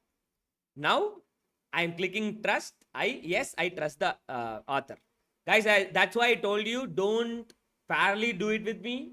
Don't see the document and don't just go through it yourself. Instead, have a notebook and listen to this video and take notes and then rewatch this video again and then do the hands-ons. So that's a better practice on learning everything in a very good way, because otherwise you might miss what I'm speaking. So try to listen to me. I hope you're all ready. If you're all ready, you just post yes, Sanjay, in your comment section. Okay, ready, Sanjay, bro. Thank you, Sanjay. Ready. Thank you for all the lovely comments. So now we have created the empty folder and we have right-clicked, show more option, and clicked open with code. Once you have clicked open with code, you will be getting the directory like this. Okay, once you have got this directory, first of all, yes, we are going to create a lot of files here. That's all okay. But we need to initialize that, like Node.js server. So if you wanted to initialize that node project, in that top, there is before that, we'll do another thing. In the left side, there is an extensions icon. Click that extensions icon and install this icons, VS Code icons extension, because this icon, which is going to be very helpful to bring up wonderful icons for you. So all people, as a prerequisites, just open a VS Code and just go to the extensions from the left and type VS Code icons here and click that, and initially it will be uninstalled like this. You people, please click the install now button. Once you have clicked the install button, you will get the pop-up. There is a two option. One is VS Code icons and SETI. Please choose VS Code icons. Why this VS Code icons extension is it is very simple for the wonderful icons in the directory. Because whenever you are installing whenever you are creating any folders or files and those things, for all these files and folder, it will give a wonderful icon so that you will be getting a very good, easy, clear clarity about what the file you are creating. Is it there is any problem with the extension names and so on. So please install the VS Code icons extension. That's the first hands-on. You need to do it in the VS Code. And once you have done the first thing, then go to file and enable autosave, because initially this autosave is not enabled. So all people, please enable autosave. So once you have enabled autosave, where whenever you are writing a code, it is going to be automatically saved by itself. So please enable that. That's what the second thing you have to do. And if you want to enable the Node.js project, so go to that 3 dot, which is at the top, click terminal and click new terminal. And once you have clicked a new terminal, you will be getting this page like this. The terminal at the bottom. Okay, how we have got? Click the 3 button and click terminal, new terminal. So we have got the terminal here. And once you have got the terminal, execute the command called npm space init space -y. We are initializing one node project right here. Once you have enabled it, ta-da, you can see we have got one file called package.json. So guys, every developers, you should be very aware about what is this package.json is. Very simple. Package.json, which is the place where all the information is going to have. Imagine you are a developer. Okay, you are working in a company and you are working in project. You built some project. And if your next coming juniors, you have left the company, and if your juniors is coming in and they are going to work on the same project which you built it up. So on the time, if they are blindly opening their project, they are not aware what version this I'm using, what version of Node I'm using, what version of Node I'm using, what version of NPM I'm using, what version of what version of Ollama I'm using. Like every idea, they don't have it. That's what this package.json is all about. So whenever you are initializing this node project, like npm space init space -y itself, on the time itself, it will create this package.json and it will be updated. All the packages and libraries, whatever the stuff which you are using in, every versions and all these somewhat specific details, which is all updated in this package.json. Guys, are you all clear about the package.json? If in your interview, if you have got this question like, what is package.json? You should be able to answer this. If you are clear about package.json, you just post clear package in your comment section. So you should have this, like you have initialized this npm packages. That is all been done. Now, we need to install other certain packages of npm, which is one is express, another one is cars, because as we already know, express is one of the nodes framework. So we need to have that express in our this Node.js application which you are working on, and also we need a cars. So first let us install and then I'll explain. So in the same terminal, execute this command called npm space install space express space cars. Express is one command, cars is another command. So npm space install express, npm space install space cars, that's both the has, it's having a same meaning. So I'm clicking enter. So it will install that express and cars right here in this directory. And once it is installed, this is what one of the small disadvantage of Node.js, guys, because it will create a lot of files and folders like this. You can see that even it is a small project, it will create bunch and bunch of files and folder. That's a very biggest problem or very biggest disadvantage in the Node.js. Even right now we have installed only two things, express and then cars. For that itself, it created the whole huge line of files and folders. It is the very biggest advantage here, and also it created the package.log.json as well. This log.json, which is not created by B or something, it is being created by itself. It is having all these details right here. So you don't want to worry about these two, guys. Okay, you are not going to modify or you are not going to change a lot here. Okay, especially log.json and all, you are not going to touch it. Okay, guys, are you clear with this? Are you all really going good? First, we have installed the VS Code. We have opened the demo directory in the VS Code, and we have installed the VS Code icons. And then what we have did, we have initialized that node packet, node communication like npm space init space -y. We have initialized that node project, and then we have installed the express and cars. Express is okay. It is a framework of your node, which is for creating a mini basic server. That's okay. But while talking about this cars, no, it is like cross-origin resource sharing.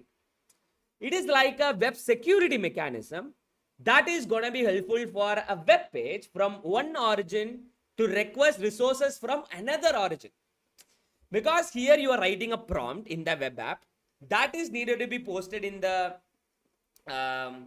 in the Ollama, like in the platform where LLM is there. So whenever your web page want to it is going to allow that web page from one origin to request resources from another origin. It is like for a security purpose, we need to install the cars. Cross origin resource sharing. Are you clear about the cars? So that is what we have installed both the things. That is also been done. Now, this is the place where we have node modules folder, and we have package log.json, and we have package.json as well. So all these things which has all been done. But now what we need to do is just click this new folder icon. Don't create the folder inside the node modules folder. Click anywhere else outside the node modules folder and click the new folder called public. Create the new folder called public. So go with the second icon. First icon is for creating a file. Second icon is for creating a folder. Create one new folder called public folder, because this is the place where we are going to have all the public, like HTML files and CSS files and JavaScript file, everything we are going to keep inside here. So that's what it's all about. We have created the public files as well. And even if you want to create the 3 files inside it, so you can create all that, 3 files we have. So what are all the 3 files we need to create? First one is index.html. Guys, some people are keeping their name like main.html and all. Don't keep it. Whenever you are going for the deployment, it will look for the file name called index.html. So always name it like index.html. So in this public folder, click that public folder and click a new file and create the first file called index.html. Enter. Again, click the public folder and you can click a new file called style.css. So this is what the second file called style.css. This is the second file. Again, click the new file and create the third file called, let us create it like script.js. Okay, now, can you tell me what is the purpose of HTML file? What is the purpose of this styles.css file? And what is the purpose of JavaScript file? Let us see who's going to give a first answers. Okay, all people just give you your comments. What is the purpose of index.html? And what is the purpose of styles.css? And what is the purpose of JavaScript? All people give your comments in the live chat.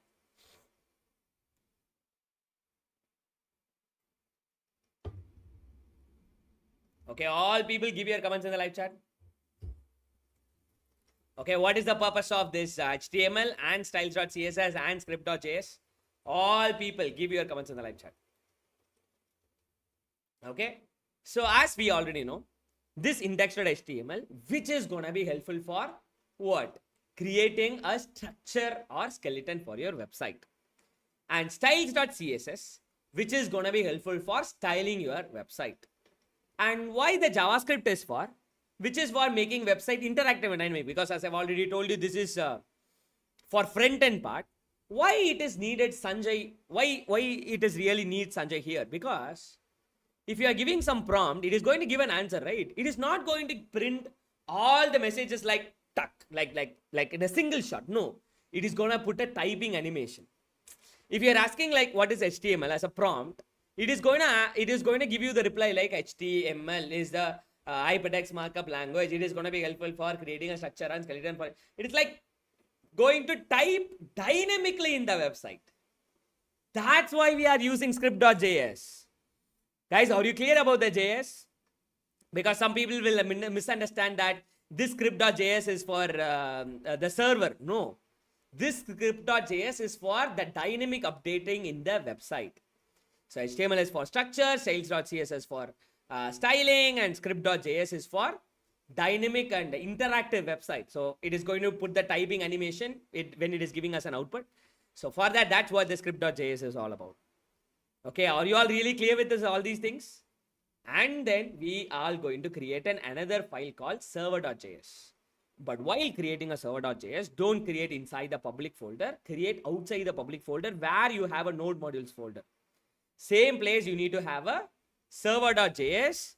This is where we are going to create that backend part where the server is going to work on. Guys, are you all really clear? Guys, am I adding a very good value? Is it really going good? If the session is still going good, you just all post GG, like going good in your live chat. So first of all, I'll show you how it is gonna work, and then I'll explain the other parts. Just carefully watch. In this document which I've given you, it has information. So now, our node, our Express server, it is going to listen to the port number 3000. And it is going to serve files from the public, because that is the files where it has that HTML files, CSS files, and JavaScript files. It is going to serve the file from the public. And it is providing a /ask endpoint, because we are going to ask the question and giving a prompt, and that prompt is going to be posted in the Ollama. So forward that prompt to Ollama and returns the AI's answer. So this is what the server.js files job role is. Guys, do you love this document, by the way? Okay, if you really love this document where I've given everything as like detailing, like point by point, and even you can see express, cause, path, libraries to run the server, handle cross origin, and server the static files. Static files is the files which we have like HTML, CSS, and JavaScript. So Ollama, the local API URL for Ollama's generating endpoint. And then app.use express of static. What is mean by express of static? We have this like HTML file, styles.css file, and JavaScript file. All these three files which is going to be served. That app.use of express static is this, all these three files.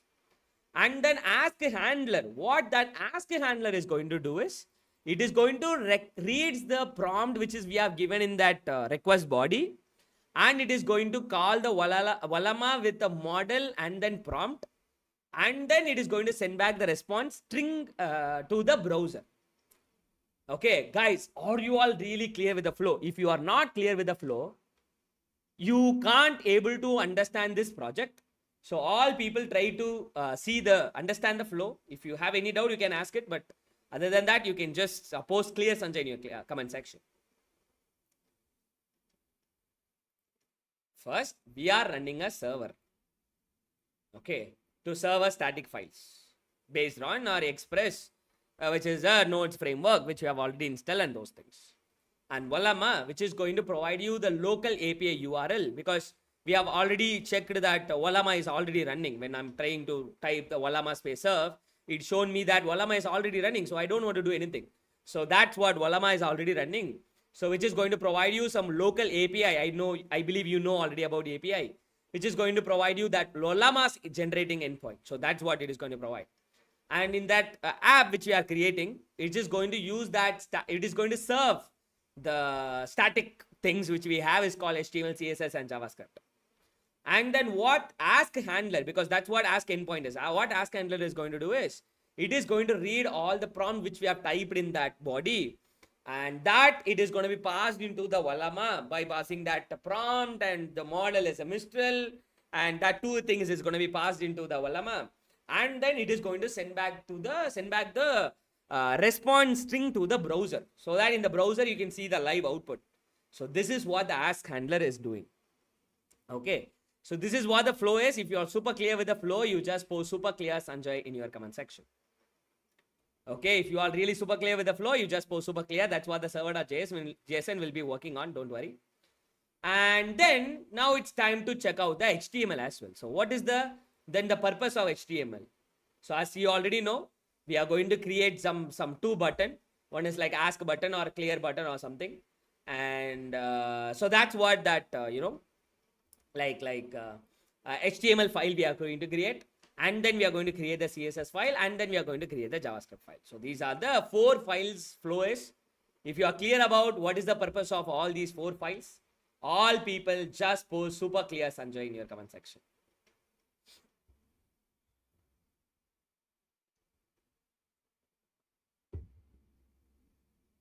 Okay, are you all really clear with the 4 files?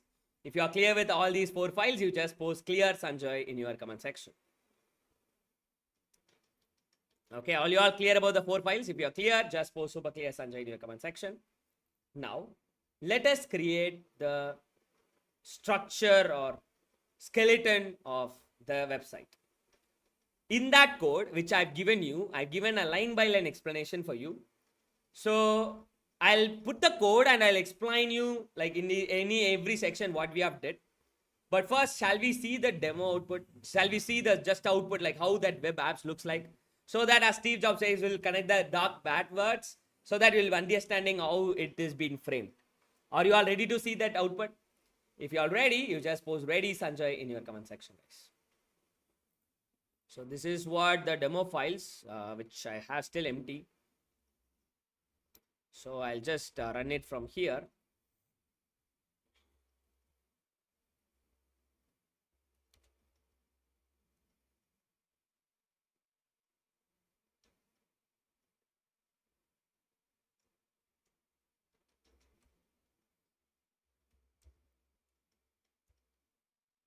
Okay. So now let me show you how the output, how it is going to look like.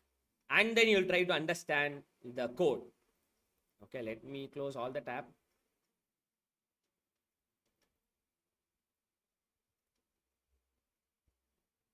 Ta-da! This is what the basic app looks like, because today is our first day where we are working on this web development and all. So I just made it very simple. Just carefully watch. What are all the elements? Just think in terms of developers and how it really looks like. First, the blue color screen. Okay, blue color background. Plain blue, nothing, no design, nothing. Blue color background. In that, there is one section. Okay, some small square box is there. Inside that square box, we have created one heading called mini ChatGPT local and some icons. And then here we have one box. This box is not a normal box. It is like a text box where you can just increase it like this. Okay, because you might write a prompt like anything, like you have to increase the prompt like this. So that's why we have given this prompt text box like this. We can expand it. And then this is the output where you are not going to type anything. Even if you are typing something, it is not going to allow you even. But here you can type anything. Okay, hi, I typed, so it is going to be displayed here. Guys, are you all really clear? If you are really clear, you just post clear Sanjay in your comment section. So when I'm typing hi and thumbs, those things, if you are clicking clear, it's cleared. So what are all the elements out there? Number 1, background. Number 2, Another some dark blue, some new, some section or container is there. And number 3, the heading. Number 4, the prompt box where you are going to write a prompt, and it is also having some placeholder called ask me anything. And number 5, ask button. Number 6, clear button. Number 7, another output box, but I can't able to expand it, even I can't even type it. So this is what the output box. Are you clear about these 7 elements? If you are clear about these 7 elements, you just post clear Sanjay in your comment section. So we all have that 7 elements. So background and this container and this title or heading and this prompt box with some placeholder called ask me anything, and 5 which is like ask button, and 6 is a clear button, and 7 is a output box. So these are all the 7 elements. If you are clear about the 7 elements, you just post clear 7 Sanjay in your comment section. Okay, are you all clear with the 7 elements? If you are clear with the 7 elements, you just post clear 7 in your comment section. So now we'll go for the program. So we already created all these files. Now what we will do is, this is the index.html where we are going to see the live output. If you want to see a live output, there is another way which you want to do is, guys, in the left side, go to the extensions icon and install the extension called live server. Okay, I'll give this name in the live chat, because if you are working with the HTML or something, you can install the live server extension to see the live output until you are completing the front end part itself. Okay, so please click that live server extension and install this live server extension. Because once you have installed that live server extension, it is going to be very helpful to see the live output. Whenever you are writing a code or something, it is going to show you the output. So that's why we are installing the live server extension. And right now, what I'll be showing you is, if you want to see the live output, right click index.html and click open with live server. But it is going to show you some error. I'll show you, because we haven't created the base code or boilerplate code. So what we will do is, in this index.html, type exclamatory and press tab in your keyboard. So when you are typing exclamatory and press tab, this is going to create one base code called boilerplate code. Okay, are you clear? Is it simple? Like, you don't want to remember everything. You can just type exclamatory and press tab in your keyboard. It created the boilerplate code. And once it is created the boilerplate code, inside the body, I'm going to type the message like hello world. And if you want to see the live output, right click and open with live server. And ta-da, you can see the message like hello world. Okay, and I want to show you like dual window. Just carefully watch. So now you can see this. So in the left side, we have our code. In the right side, we have an output.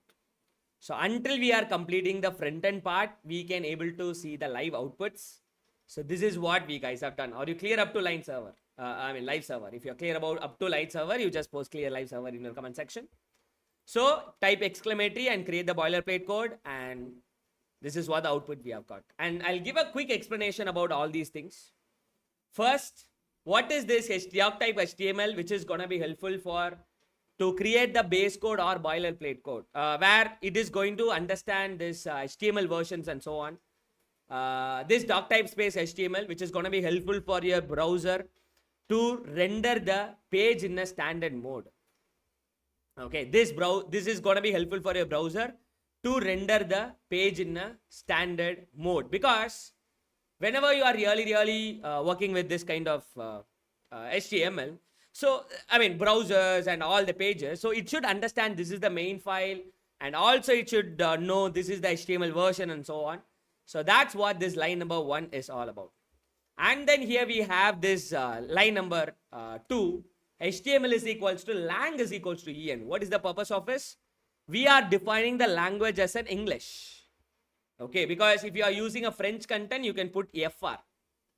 If you are using an English, you can just put en, which is a 2-letter keyword for English. So we need to use it so that your browser will understand, okay, this the content which we are using in here is going to be completely on English. So that's what this line number 2 is all about. And then line number 3, where the head tag, while talking about this head tag, what is the purpose of the head tag is? So while talking about this head tag, which is very simple, whatever the general initialization, okay, initialization need to be done for the page. Okay, like general title for the page, general description for the page, all the general description or general title for the page, everything should be done inside the head tags. Guys, are you clear about it? Are you clear about the head tag, or do I want to repeat it again? Just give your comments in the live chat.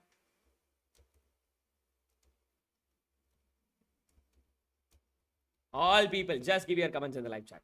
So head tag, which is going to be helpful for, you will be using it for in that page. If you are building some page, for that page, whatever the general settings need to be done, like general title for the page, general description for the page, so everything should be done inside the head tag. So that's what the head tag is all about. That is also been done. And then here we have meta char set is equals to UTF-8. Actually, meta tag, it has a lot of purpose, guys. But what is the purpose right here is, it is a universal character encoding standard. So what is this universal character encoding standard which is going to be helpful for us? Remember, imagine in a website, you are not going to use in English alphabets. You are going to use a lot of special characters and symbols and all. So whenever you want to use this kind of special characters and symbols properly in that page, for that you need kind of character encoding standard for rendering special characters or symbols. So for that, you really need this kind of UTF-8. That's what the universal character encoding standard is all about. Guys, are you all really clear about it? So if you are really clear about it, you just post clear Sanjay in your comment section. So that's what the universal character encoding standard is all about, which is going to be helpful for rendering special characters or symbols properly in that website. So that's what that meta tag is all about. Not only meta tag's purpose, that line number 6 purpose is that, okay, for initializing, for rendering special characters and symbols properly, for that you need this kind of character encoding standard called UTF-8. And what is this line number 8, Sanjay? Actually, line number 8, which it has 2 purpose, guys. For an example, imagine you are visiting this Pantech website. You might visit it from the mobile phone, or you might visit it from the laptop. So it should occupy the complete width of the device, point number 1. And point number 2 is that zooming ratio need to be 100%. So for these 2 reasons, because whenever it is at 300, it is really not looking good. But whenever it is 100, it is really looking good. So for this 2 reasons, we have this line number 8 is all about. Okay. Like, what is the reason is for for the page it's okay, but here you will be having it for encoding standard, not encoding standard, it's for responsive design, like website content, okay, should occupy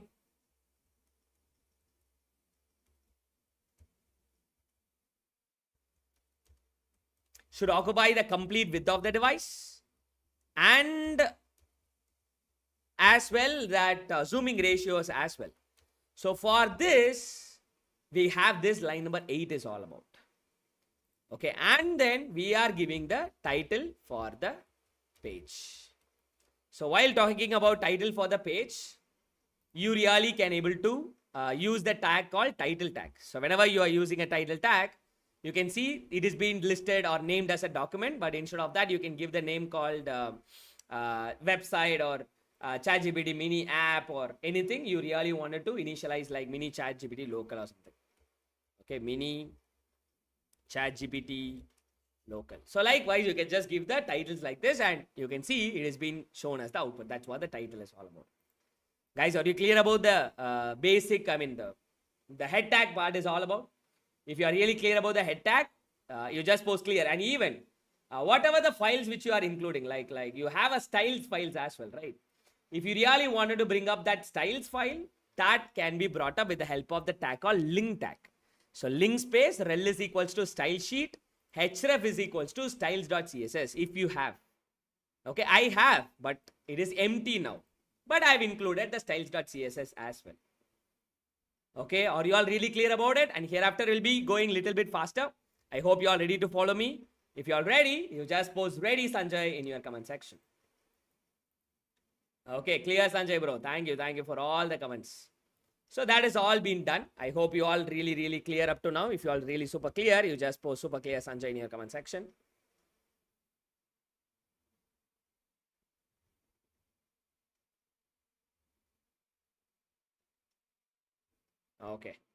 Okay guys, thank you. Yes.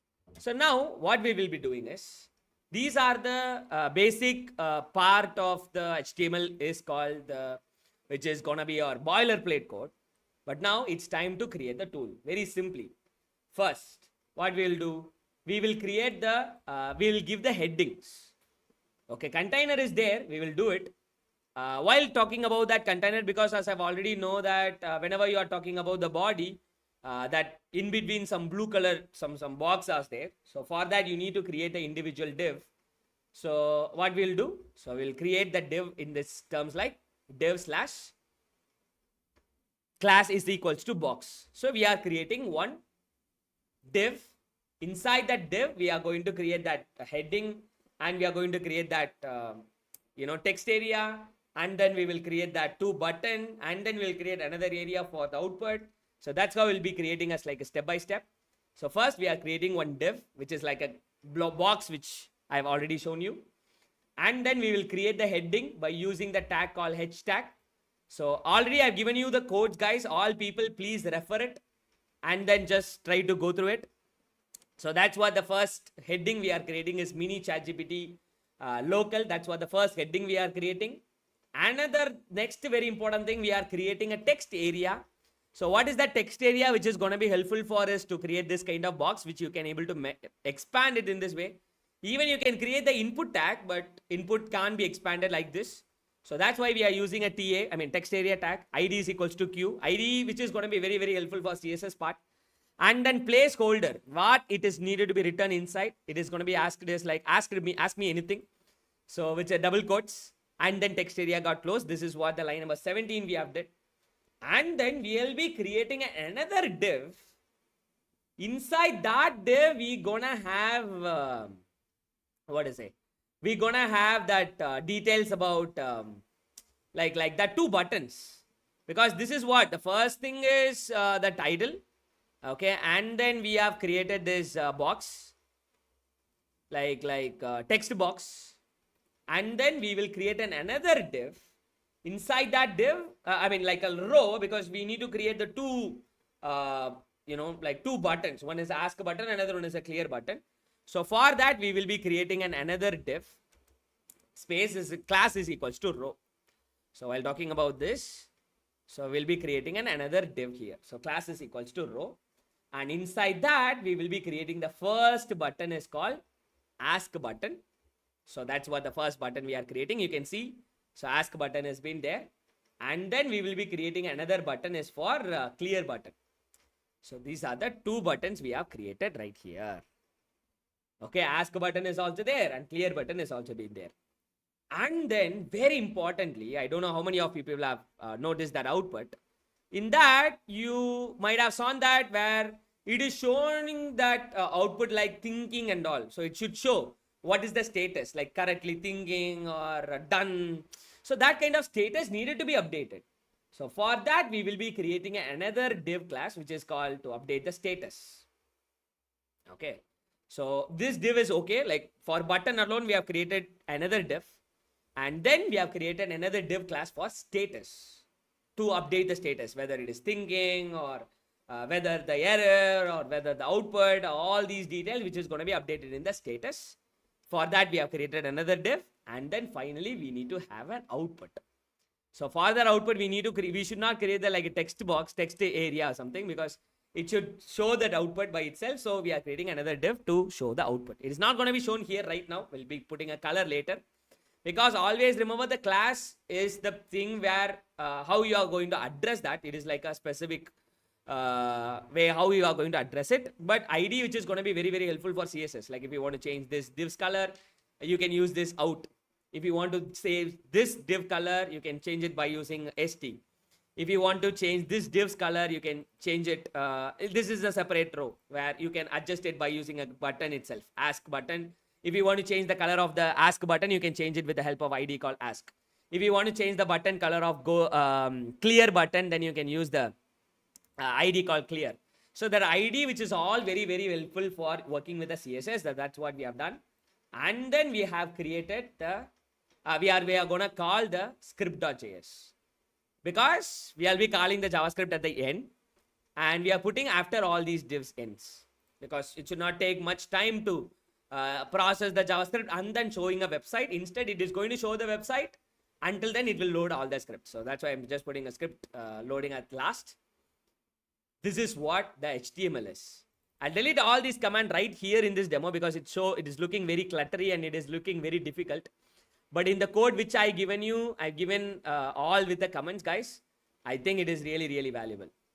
Guys, are you clear about HTML? And how many of you people learning HTML for the first time, and within this few minutes, and you have got very satisfied in this HTML session part? Because only 24 lines of program, we have completed the, we have completed the HTML part. So if you are really, really satisfied in this HTML part, you just post satisfied HTML in your live chat. And are you all really satisfied? Doc type space HTML, which is going to be helpful for rendering a page in a standard mode. And HTML lang is equals to en. We are defining the languages in English. And head tag, which is going to be helpful for initializing, like whatever the general settings need to be done for the page, everything should be done inside the head tag. And meta tag char set is equals to UTF-8, which is one of the universal character encoding standard, which is going to be helpful for loading a special characters and symbols properly in the website. And then meta tag, which has a lot of purpose again, but for what is the line number purpose? 5 is, which is for two purpose. One is website content should occupy the complete width of the device. And point number 2 is that zooming ratio need to be 100%. For this two reason, we have this line number 5 is all about. And line number 6, we are giving a proper title for the page like mini ChatGPT local. And by using a link tag, we have including the styles.css. Now it is empty, but we will add it very soon. So don't worry. But now the styles.css is empty. So that's also been there. And then again, body tag is open. Div class is equals to box. We are creating one div first of all. Inside that div, we're gonna have that like the title and everything. So the background is okay, but before the background, there should be one box. That's what the first div we are creating. We are giving a class name called box, and then we are creating one heading called mini ChatGPT local h1 tag open, h1 tag are closed because it should be bigger and bolder. That's why we are using h1 tags, which is like heading tags.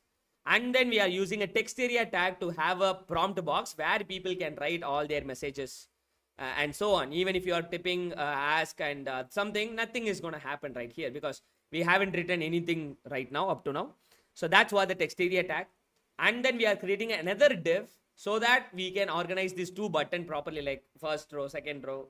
Sorry, first column, second row, or second column. In the first row, it's one row itself. Within a one row itself, we are adding a multiple elements. So for that, we are creating another div. Class is equals to row. If you want to access the whole area, you can access it with the help of class. But if you want to just focus on ask button, you can access it with the help of button ID as well. So we are creating one button called ask button. Another button we are creating is for clear. And yeah, that's what we have done. And slash div, which is for just close this div, that ask and clear buttons div has been closed. And then we are creating another div to update the status, like I'm thinking. So that kind of messages needed to be updated. For that, we are creating a div. And then we are creating another div to show you the output, like your final output for the prompt which you are given. And then that div is also got closed. And finally, we have included the scripts file as well, script.js. But we haven't written anything, but that script file has also been loaded. All these things which has been done. I hope you are really super satisfied up to now. All these things which has been done. Now, it's time to work with the CSS. Guys, CSS is so easy. I'm going to make it very quicker because like it is going to be learned just by working with the margin, alignments and everything.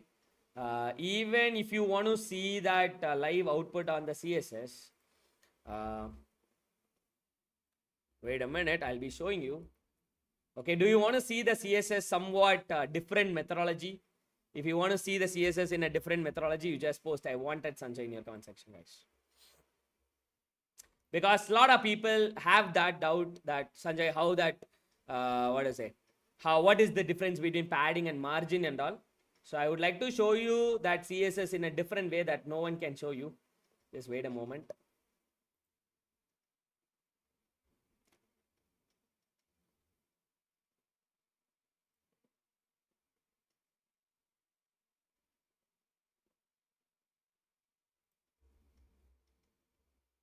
Okay, I'm creating one new page and I'll be showing you right now, guys. Just wait and watch. So while talking about this CSS, I'll just show some rough CSS scenarios and then try to understand all these things. First, I'll just show some code step by step. First, we have the HTML and body, because here while talking about this tag, we have this HTML and body. For that, we will do some rough styling called HTML comma body, and you can see how the output is changed. First, the height is 100% and margin is 0. And font family, we have added some alternative fonts. So why we are giving multiple fonts is, if some browser is supporting only Arial, if you have given this Roboto, if Roboto is not supported, then it will show the Arial fonts. So that's why we are giving a multiple font stacks. First, it will check this. If it is not there, it will go this. If it is not there, it will go this, and then it will go there for the final scenario. And then here we have taken the background and we have given some background color as like color code, ash color code. And even if you want to install the eye picker, okay, like if you want to copy any website, like here, if you have Pantech Solutions website, if you want to pick this color, you can install this eye picker extension and you can enable that settings and pick a color. And if you are clicking that, you will get this hash code right here, and you can just paste it right here. So when you are pasting this hash here, that color will be completely changed. Okay, so yeah, this is how you can able to use the eye picker kind of extension as well. So that's what the complete background color, and the normal color, which is for the text, because whatever the text we are using, if you are putting a normal color, means it's for the text color, which is going to be at somewhat white. And then display, which is like flex and horizontal. So for that, I'll show you. Okay, so you can see this is what which I want to show you right now. You can see whenever you are really working with a layout of the website, that can be done with the help of this Flexbox and CSS Grid. These are the two ways where you can work on. Just carefully watch. I'm just going to work on in the Flex. Flex means there are a lot of methodology, like all the column will be ordered vertically.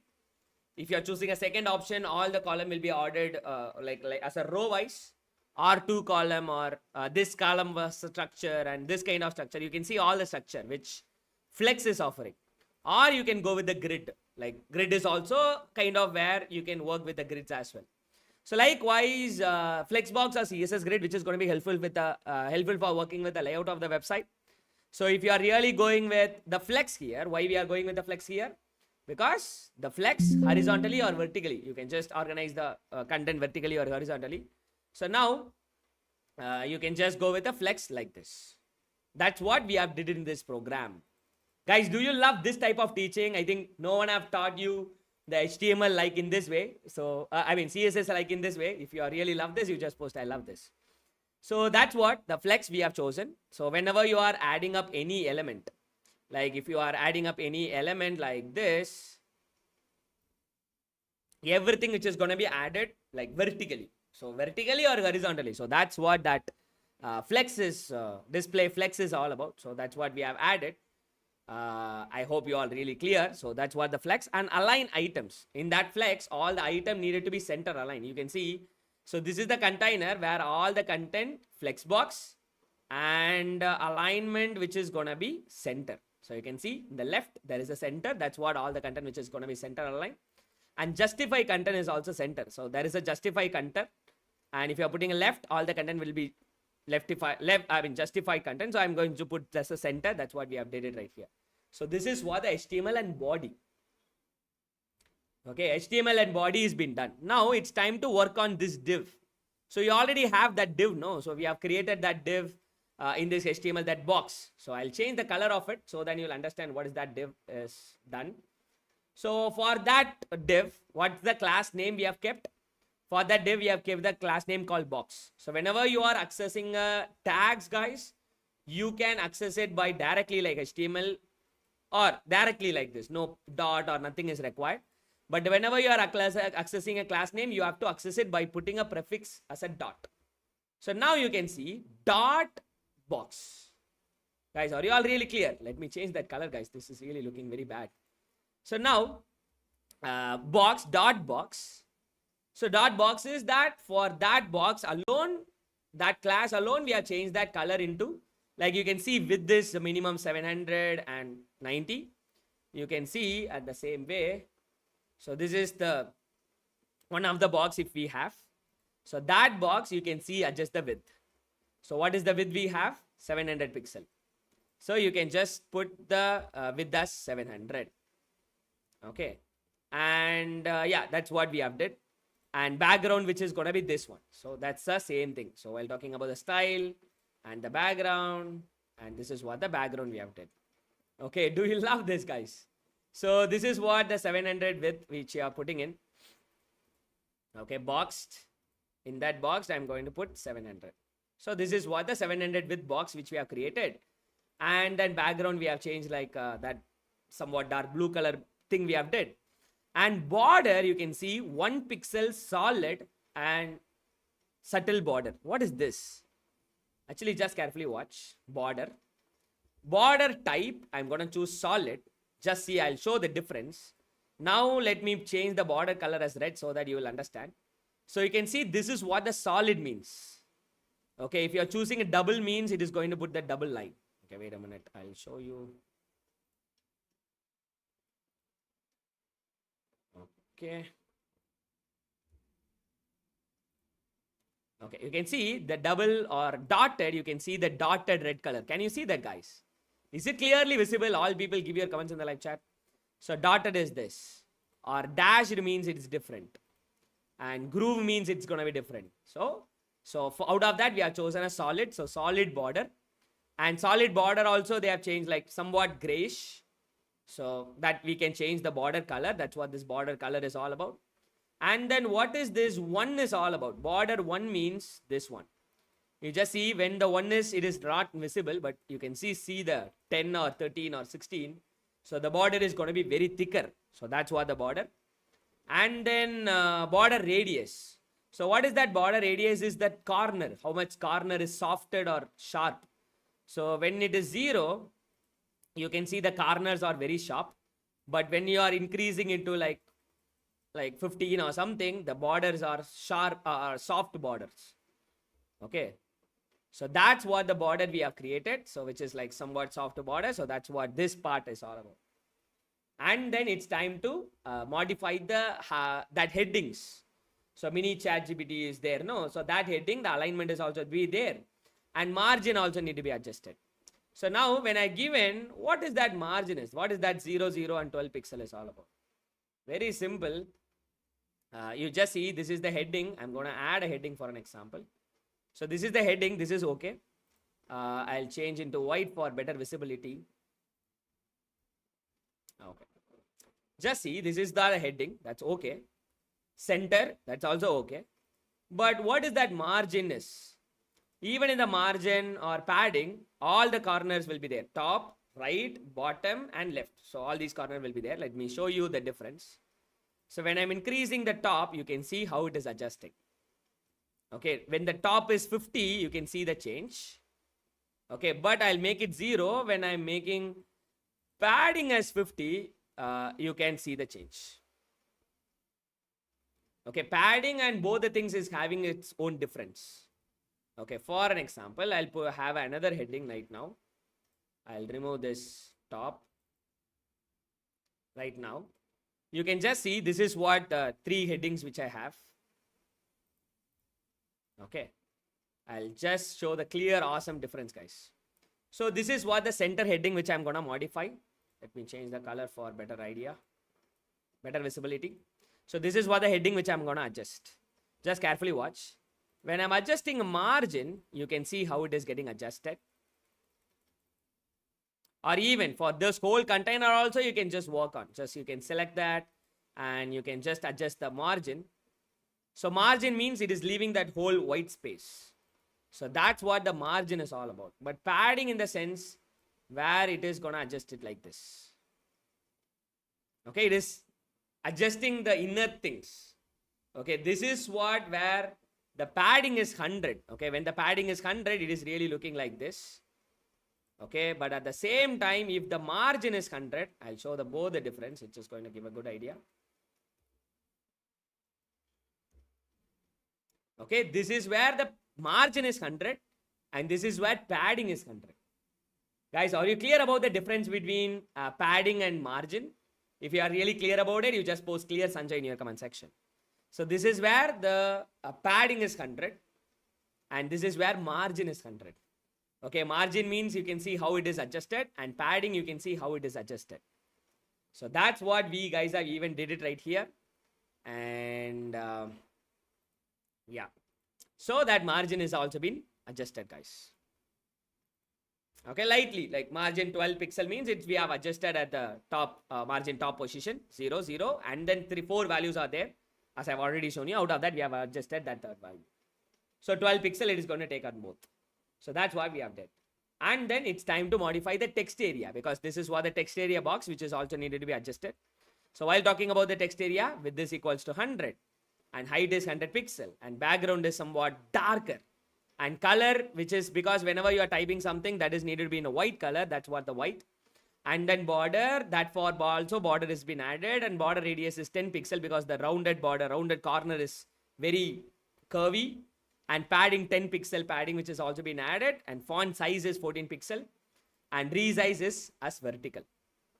Because why resize is vertical? Because people whenever they are writing some lot of things right here, so it's going to be keep on resizing like this. So we are going to only resize vertical because the people should not adjust horizontally. They should adjust this size only vertically. So that's why this only vertical is being given. So that's what the text area CSS is also been added. And then for whole row, we are going to adjust some another styling for the ask and clear button. So you can see that how that spacing has been adjusted. So again, for that row, it has been put as a flex, which is going to be horizontally, which is going to be added. And gap is a 10 pixel and margin top is 10 pixel so that that gap is left because you can see the difference. I'm deleting this. And this is really looking very congested, but when I'm putting in this, you can see it adjusted that gaps and all. Now it's time to add the buttons color and how it should looks like. Very simple.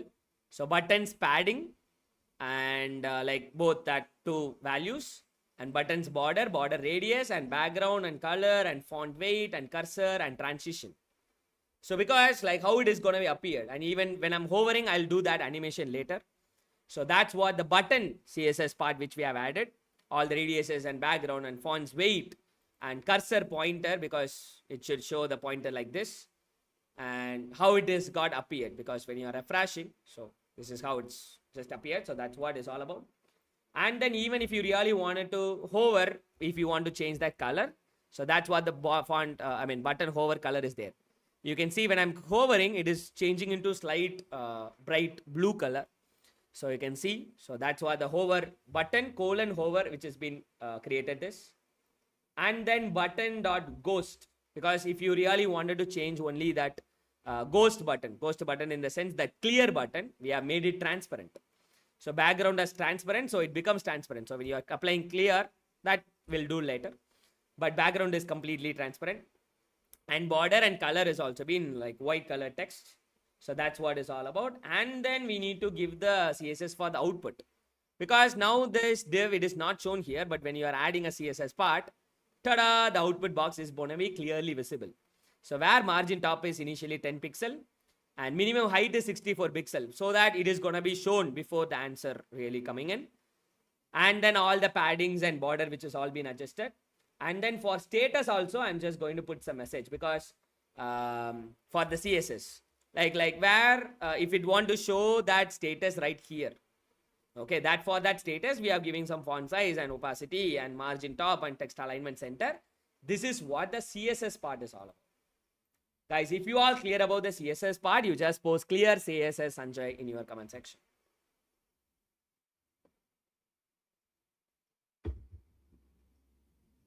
Okay, that is what the CSS part which we guys have done.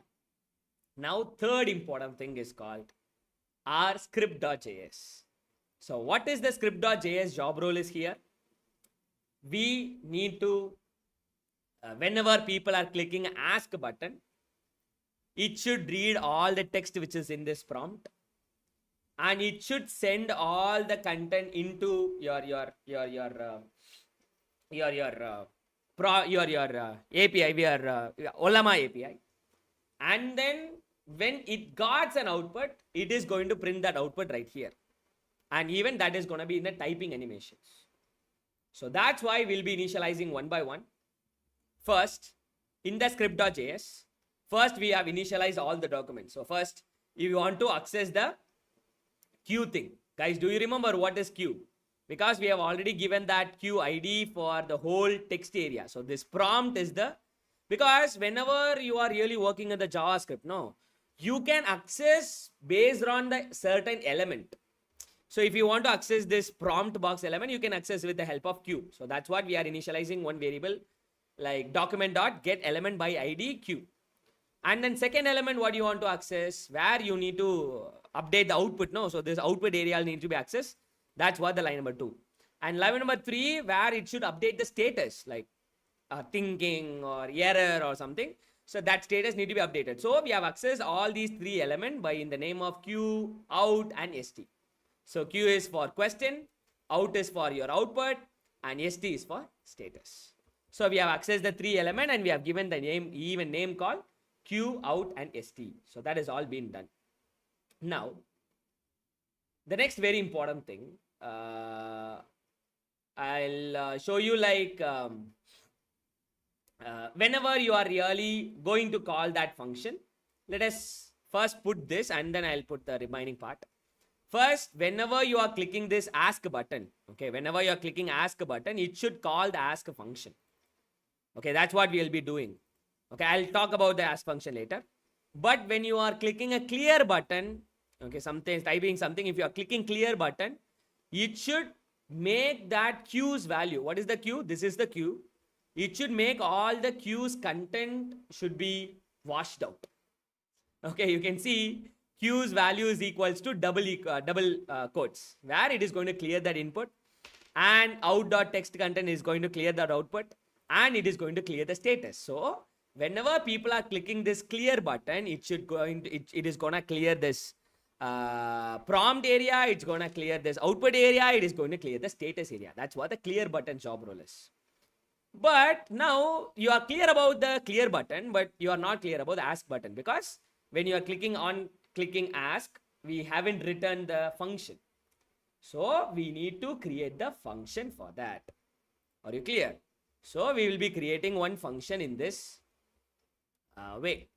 So this is how you will be creating one function called async function for ask, because it is dynamic. It is going to be keep on varying and based on your things, and it is going to be getting an output. So while talking about this async function, first what we will be doing is, first whatever the input which we are giving in right here, it should get that value, queue's value, and it is going to be trimmed out. Okay, that trimmed out, which is very helpful for removing all the other junk characters and those things. It is going to take only the proper prompt. And if there is no prompt, it is going to type something first.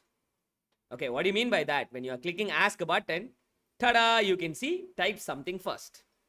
So what is this exclamatory means? If there is no prompt. Okay, if there is no prompt, it is going to return you type something first. Okay, that's what the separate if condition we have written right here. Okay, let me align it properly. Okay, that's what the if condition we have written it. So whenever there is nothing in the prompt, but if you are clicking ask button, it should tell you type something first in where? It should type something first in a st.text content. What is the st element is? St element is our status part. So that element where this is going to be updated, like type something first. So that's what the message we have typed. So that's what the if condition in between we have written those things. Okay. So that is also been done. Next, what we need to do, we need to update the thinking SD2.text content, because whenever you are clicking that button, until it is doing all other job, it should update like thinking or something. Okay, if there is a prompt, actually, if there is no prompt, it will tell you type something first. But if there is a prompt, first it will show thinking. And first of all, it will make sure all the previous output is going to be cleared out before it is updating a new output. So all the output is going to be cleared out. And then it is going to try to do something. What it is going to try to do something? It is going to create a ask request. Okay, it is going to ask for the something, because it is going to take that prompt and it is going to update into the the llama model, whatever model which we have gonna set it in the server. It is going to put that ask request. It is going to post the ask request, and then it is going to get that answer and it is going to update. Okay, so that try function, we will be doing it. Let us pass right here because we will be doing it later, because we need all other part as well. But if we want to do, we can do. Yeah, so that is also okay. At the same time, where this up to now, we have taken a prompt value which people have typed, and that prompt is needed to be passed into that function, and it is going to get that output, and that output need to be printed in the here. Printed it right here. So that's what we are going to do. But let us do this. Let us complete this first, and then I'll show it in next. Server. So first of all, while talking about this, first it is going to try something. Why try except we are using try catch function? Because it might return you some errors as well. Okay, like catch of so catch of error. So that like whenever it is getting any error or something, it is going to be update that error in the status as well. So what it should try first? First, it need to send a prompt to the server. It is going to ask an API. So how we are going to do is by using a await fetch method. Just carefully watch. You can see this constant res is equals to await of fetch, and this is the ask function it is going to do. What the method you are going to use is a post method, because we have a prompt message and it is going to stringify it, because we have it is in the like JSON.stringify. Put the prompt in the body, and then we are going to do other jobs. So first, this is what the first does, whether if it is okay or not. Like it is going to get that data which is present in this prompt box, and then we are going to result like any error. If there is any network error or something, then it is going to return you this error. Like if res is not okay, then it is going to return an error. And we are going to pass the JSON response from the server, because whenever we are getting some output from that body, so we are going to process that into a JSON format, okay, from the server, because it is going to get the data from the server. And then we need to print that data in right here, because we are already going to get that responses from that post method, because we are a client. We have the prompt here, like explain about AI agent. So if this is the prompt which I'm typing in, all these messages which is needed to be taken and which is being posted to the server for any responses or something. If it is giving any error, that error will be shown at that right here. If that there is no any error or something, it is going to take that output. No, that output needed to be processed properly, and that it should display it right in this box. But even in that displaying, what we are going to do is we are going to display it in like a typing animation. So for that typing animation, I'm creating another function right here. So function typewriter text, because it should process as a string for an example. Then I is equals to 0, which is like just initial one variable. And if it is an empty string, it is just say for callback. Then it is going to put in certain interval to type one character after another, like append one character at a time. So like first, if the answer is AI agent, so A space AGENT. So likewise, it is going to be keep on typing one by one letter, since it is being passed into this kind of function. So, and character is also been moved and the cursor is also going to be moved. So every character which is going to be typed in the certain interval based on the length of the whole content. So that's what the typing animation function which we guys have created. But now we are going to call that function by using this thing right here. So type right of data.response or no answer. And it is going to update the status as well. While talking about the status, it should update the status as like done. Once it is printed all these answer in the output, it is going to print like done. And then inside the error, it is going to be putting the error like what is it? Could not connect to Ollama, or text context e.message. Even let us try explain ChatGPT ask. Tada! You can see could not connect to Ollama and network error 405. So these two messages, which is being, one is updated in the status, another one is which is updated in the output box. Guys, are you clear with this script.js? If you all super clear with this script.js, you just post clear script.js in your comment section. Okay, and Clifford, great live session in which we are getting step-by-step process.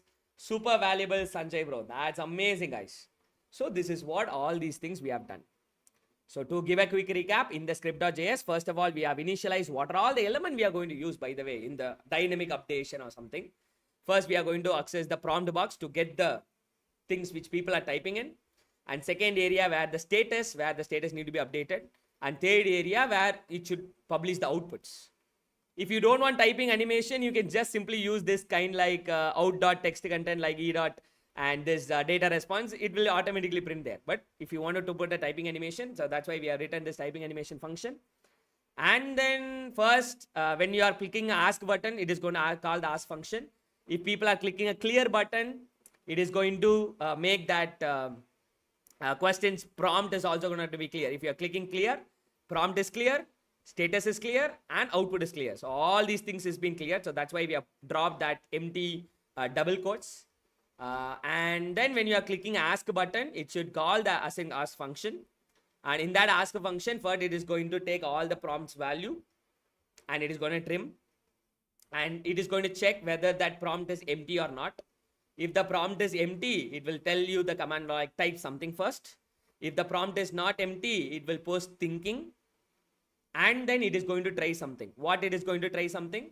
It is taken that prompt and it is passing into that, it is doing an API post function where that all the prompt which is going to be passed into the, JSON things. And it is going to be prompt, it is going to be passed as a JSON format, as a post function. And if it got that response, if the response is not okay, you will get that network error or some status errors. If the response is okay, then it is going to be taken as a data. And that is also going to be for passing into the typewrite function. So by using a typewrite function, it is going to be typing like AI agent is nothing but doing one task completely by itself. So likewise, we'll be doing it. And then it is going to be updating the status as done. If this is not working out, then it will give you the error. So if you are really satisfied with the script.js, you just post clear Sanjay in your comment section. So we are about to finish it off, guys. The final part of the session, which is your script.js. And while talking about that, not script.js, server.js. And while talking about the server.js, the first thing we need to access is our Express, which is our tiny web server. And then definitely we need a CORS, as I've already told you, which is going to be helpful for making to have the request safely. And third one, where we need to access that folders as well, because path. Why this is required is because we need to access the Ollama, where we have the Mistral model locally downloaded. So if it want to access that local path, and if it want to run from our local laptop, and this server.js want to access this index.html, styles.css, script.js, and if it want to access all these things, definitely we need this path folder as well. That is all been initialized. Now, first we will initialize the Express instance, server instance, Express app instance, which has been initialized like constant app is equals to Express. And then now the port number which we are going to use for this server is gonna be 3000. So process.env.port, which is 3000, where we are going to use the port number called 3000. This is how it is gonna be. It is gonna be open in our output. So the port number is gonna be 3000. That is also been done. And this and all you can't test it right here, because right now we are working in the backend. We need to run from the backend. This you need to close it right now, guys. You should not do this right now, because now we are working in the backend. We need to run from the local host so that you can access it from the mobile phone. You can access it from the any places. So now, what is the very important thing is, when you are running this output, like when you are running this command called Ollama space serve, what's the output we have got? We have got this. This is already running in this port number, IP address 127.0.0.1:11434. This is where it's running from, right? So we need to initialize that Ollama. So we need to initialize like constant Ollama is equals to, it is running in this place, /API/generate. So Ollama is also providing that API. But if you want to display it in the website, for that only we are using a Node.js. So HTTP, that URL /API/generate. So we are initializing the Ollama as well. And what is the model we are going to use? We are going to use the model called Mistral. It is just a name, guys. We are not accessing any directory or something. It will check it in that API itself. It will provide the directory and all. So you don't want to worry about it to specify where the model is there. No, you can just give the file name called Mistral. That's what we have done. And then it's time to enable the cars. Okay, that security. So the cars which has also been added. And then we need to JSON body parsing, because whatever the response we are getting, it should process that JSON. So we are enabling this JSON body parsing for incoming requests, whatever the request we are getting. So it should process that. So that's what we have enabled this. And then, as we already know, it should also process that static files. As we already know, what is the directory name? Directory name is the public, is the place where we have all the index.html, script.js, styles.css and all. So if you want to access that public folder, so we have made that app to use. Already app is a Express is an app. Node.js with Express. Express is a kind of NPM framework. So that Express is the app. That app.uses a cars, and that app.uses a express.json for passing the JSON. And then we are using we are making it to access that all the HTML files, CSS files, JavaScript files inside that, like public folder. That's what we have done. And now it's time to, it's time to call your function. What is the function is? Your ask function. So we are going to create we are going to define an API endpoint, where it is going to receive the prompt from the browser, and it is going to be forward to the Ollama. So that job is going to be done by this. Okay.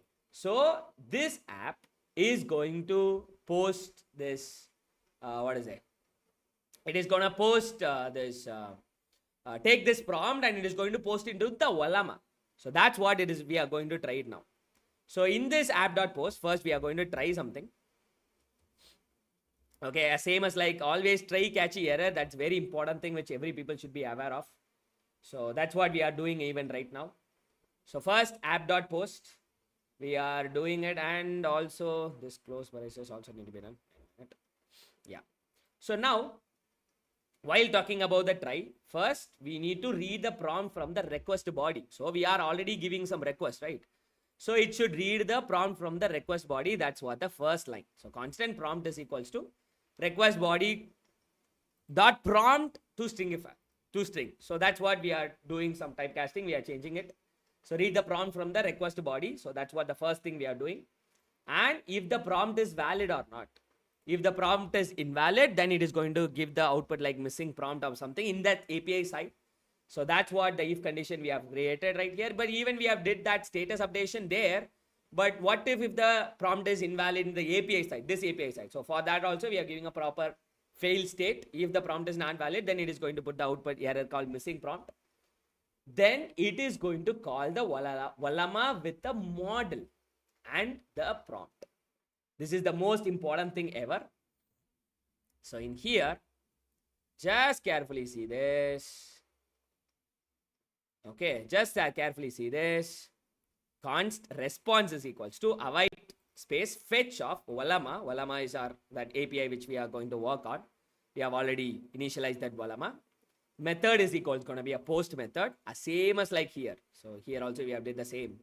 So method is going to be a post method, and header type which is going to be a JSON application or JSON format, and body JSON.stringify of prompt. But here we need to pass all things. First we have to pass the model. Model is Mistral model. Prompt is the prompt which we have taken right here, and stream is false. So this is what the response we are passing it. If Ollama return error, if the response is not okay, even though there is a valid prompt or something, if Ollama is not returning anything, we will be getting an output like Ollama error, Ollama failed. So that kind of error we will be getting.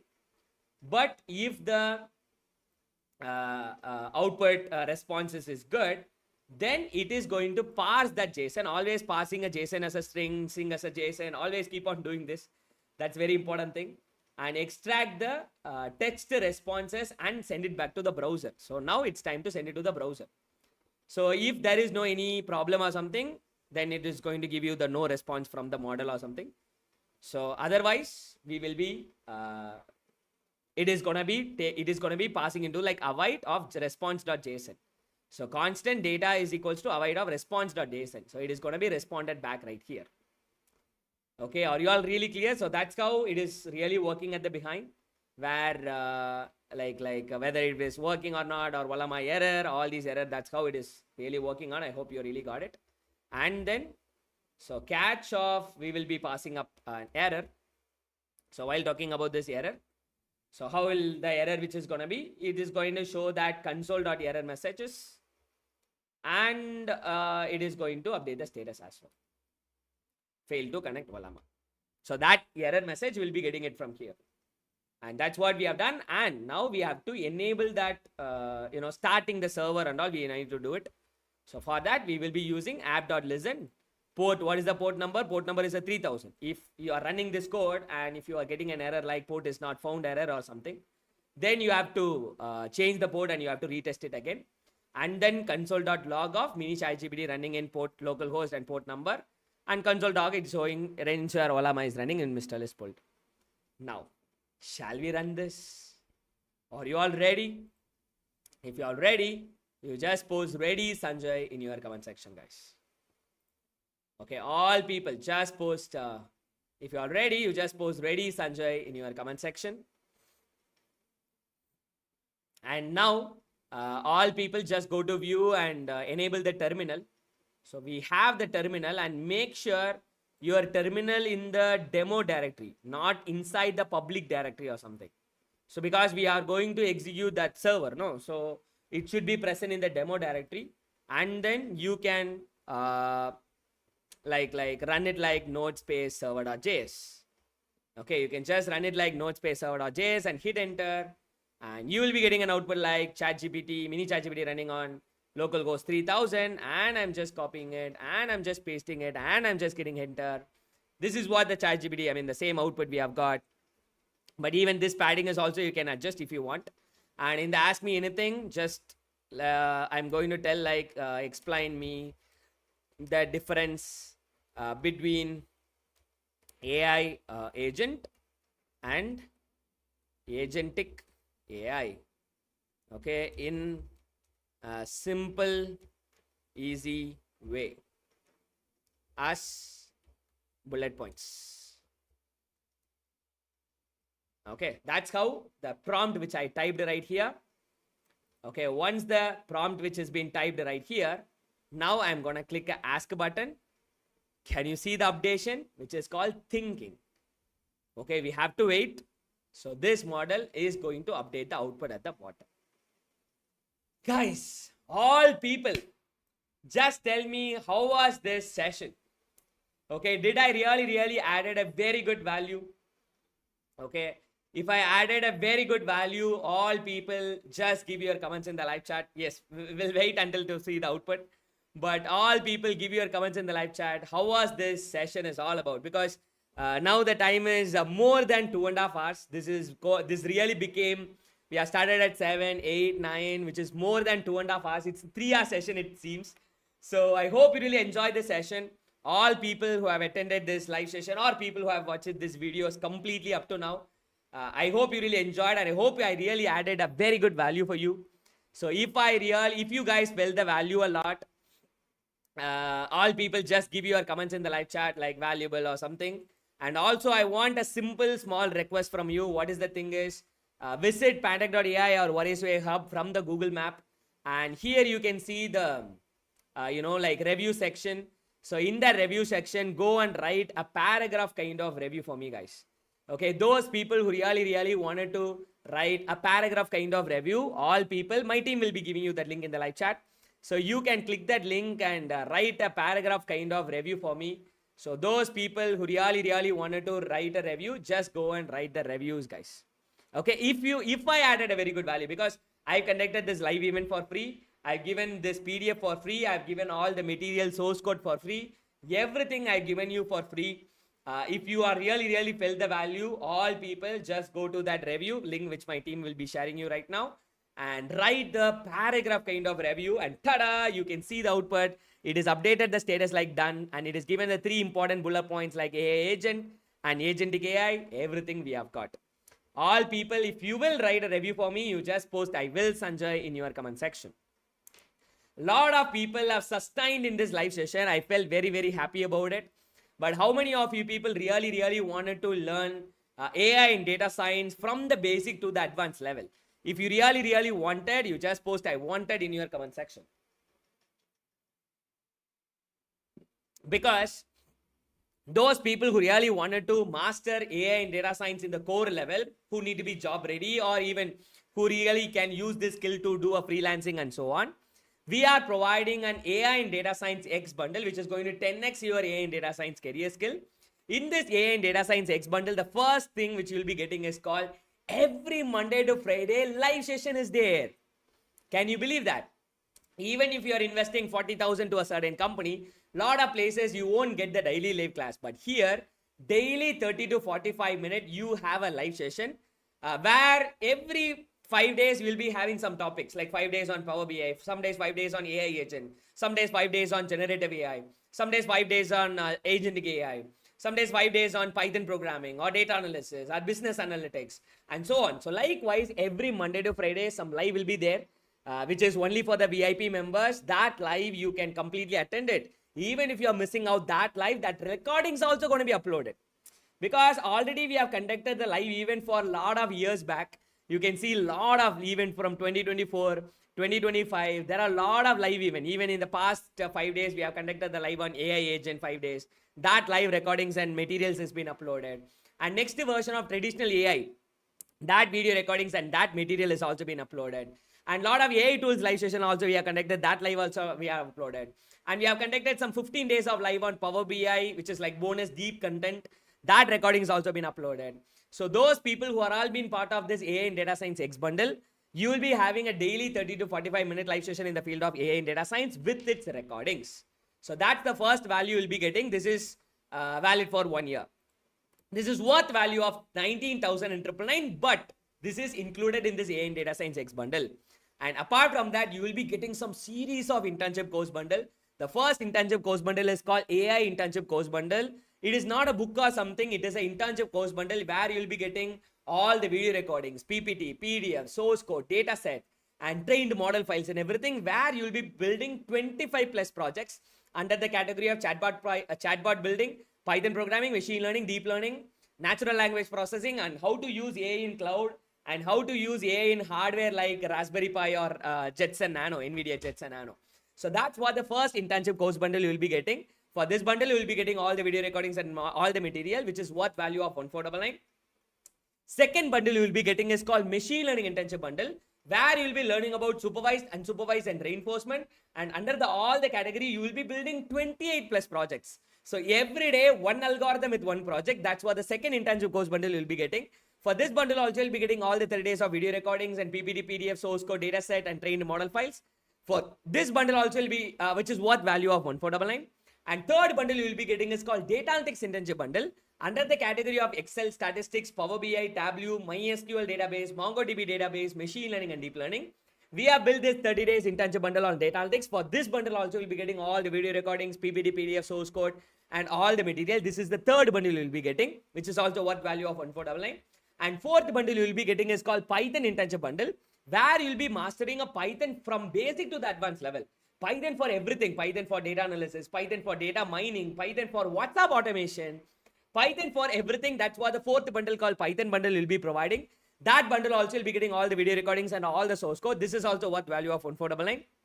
And fifth bundle you'll be getting is called Computer Vision Internship Bundle, where you'll be working with the computer vision applications like how to process all the image and video related tasks, and even Harry Potter Invisible Clock. That kind of project you'll be building from this bundle called Computer Vision Internship Bundle. For this bundle also you'll be getting all the video recordings and material. That's also worth value of 1499. And sixth bundle you will be getting is called Deep Learning Internship Bundle, where you will be working with ANN, CNN, and RNN and other frameworks like TensorFlow, Caffe, PyTorch, MXNet, and all these things. From these, you will be building even 15 plus projects. And very importantly, even here we have covered something advanced called CUDA. Like if you are running AI in your laptop, but if your laptop is having a graphics card, how can you use that NVIDIA graphics card to run AI faster in your laptop? That kind of advanced lecture has also been covered in this Deep Learning Internship Bundle. For this bundle also, you'll be getting all the video recordings and all the material. This bundle is also worth value of 1499. And seventh bundle you will be getting is called Advanced Excel Bundle, where you will be learning all about Excel, like formatting or pivot tables or dashboarding or macros or statistics, business analytics with an Excel. So that's what the Advanced Excel Internship Bundle you'll be getting. After completing this, even you can start applying for the data analyst role where they are looking for the Excel users. So that's what the Advanced Excel Internship Bundle you'll be getting. For this bundle also you'll be getting all the video recordings and all the Excel files and templates. This bundle also which is worth value of 1499. And eighth bundle you'll be working with the R programming, because already you have started working with the Python and all. But it's time to move to the next programming language called R programming, where you'll be learning about all R programming concept. For this bundle also you'll be getting all the video recordings and material. This is also worth value of 1499. And ninth bundle is called MATLAB Internship Bundle, because some of the automobile company, they are working in the MATLAB. Only after they have got an output, then they are moving into the hardwares and all. So that's what the MATLAB Internship Bundle also we are providing. For this bundle also will be getting all the video recordings and material, which is also worth value of 1499. And 10th bundle is AI using MATLAB, where you will work with the SVM, KNN, CNN and RCNN, all these things in a MATLAB. And even you can write or you can dump that MATLAB code to this NVIDIA GPUs by using a GPU coder or CPU hardware coder packages. So that's what AI using MATLAB also we are providing. That bundle also, which is worth value of 1499, that is also going to be included in this bundle. And 11th bundle you will be getting is called Raspberry Pi Internship Bundle, where you will take this Raspberry Pi and you will deploy the AI in the hardwares. Instead of having that AI in the laptops, what if you are deploying it in the hardware? So that's why the Raspberry Pi, and it is not a normal Raspberry Pi or something. It is like Raspberry Pi for brain-computer interface, Raspberry Pi for robotic operating system, Raspberry Pi for deep learning, Raspberry Pi for electrical, Raspberry Pi for computer vision, Raspberry Pi for IoT. So that's what all-in-one Raspberry Pi Internship Bundle. For this bundle also, you'll be getting all the video recordings and material. This is also worth value of 1499. And 12th bundle you will be getting is called AI for Robotics Internship Bundle, where you will be working with various robots and those things. Like even if you are leaving the robot in the bedroom, you can acquire the map of the complete room by using SLAM, simultaneous localization and mapping. So how to use RAS, how to use camera, how to use LiDAR. So that's what the AI for Robotics Internship Bundle you'll be getting. For this bundle also you'll be getting all the video recordings and material. This is also worth value of 1499. And 13th bundle you'll be getting is called Full Stack Web Development Internship Bundle, where you will be working with all the full stack. Because why we are really learning full stack here is where you can learn the AI, you can combine it with the full stack, and you can create a fully functioning web application. That's what the Full Stack Web Development Bundle, where you'll be learning about HTML, CSS, JavaScript, React, Angular, Vue, and Node.js, and Express, and Flask we have covered. And also we have worked with multiple databases. And we have even covered Netflix Hero Section Clone and other kind of apps like To-Do apps and video testimonial tool. Lot of tools we have built it up. That's what the Full Stack Web Development Internship Bundle you'll be getting. That bundle also, which is worth value of 1499, that's also going to be included in this bundle.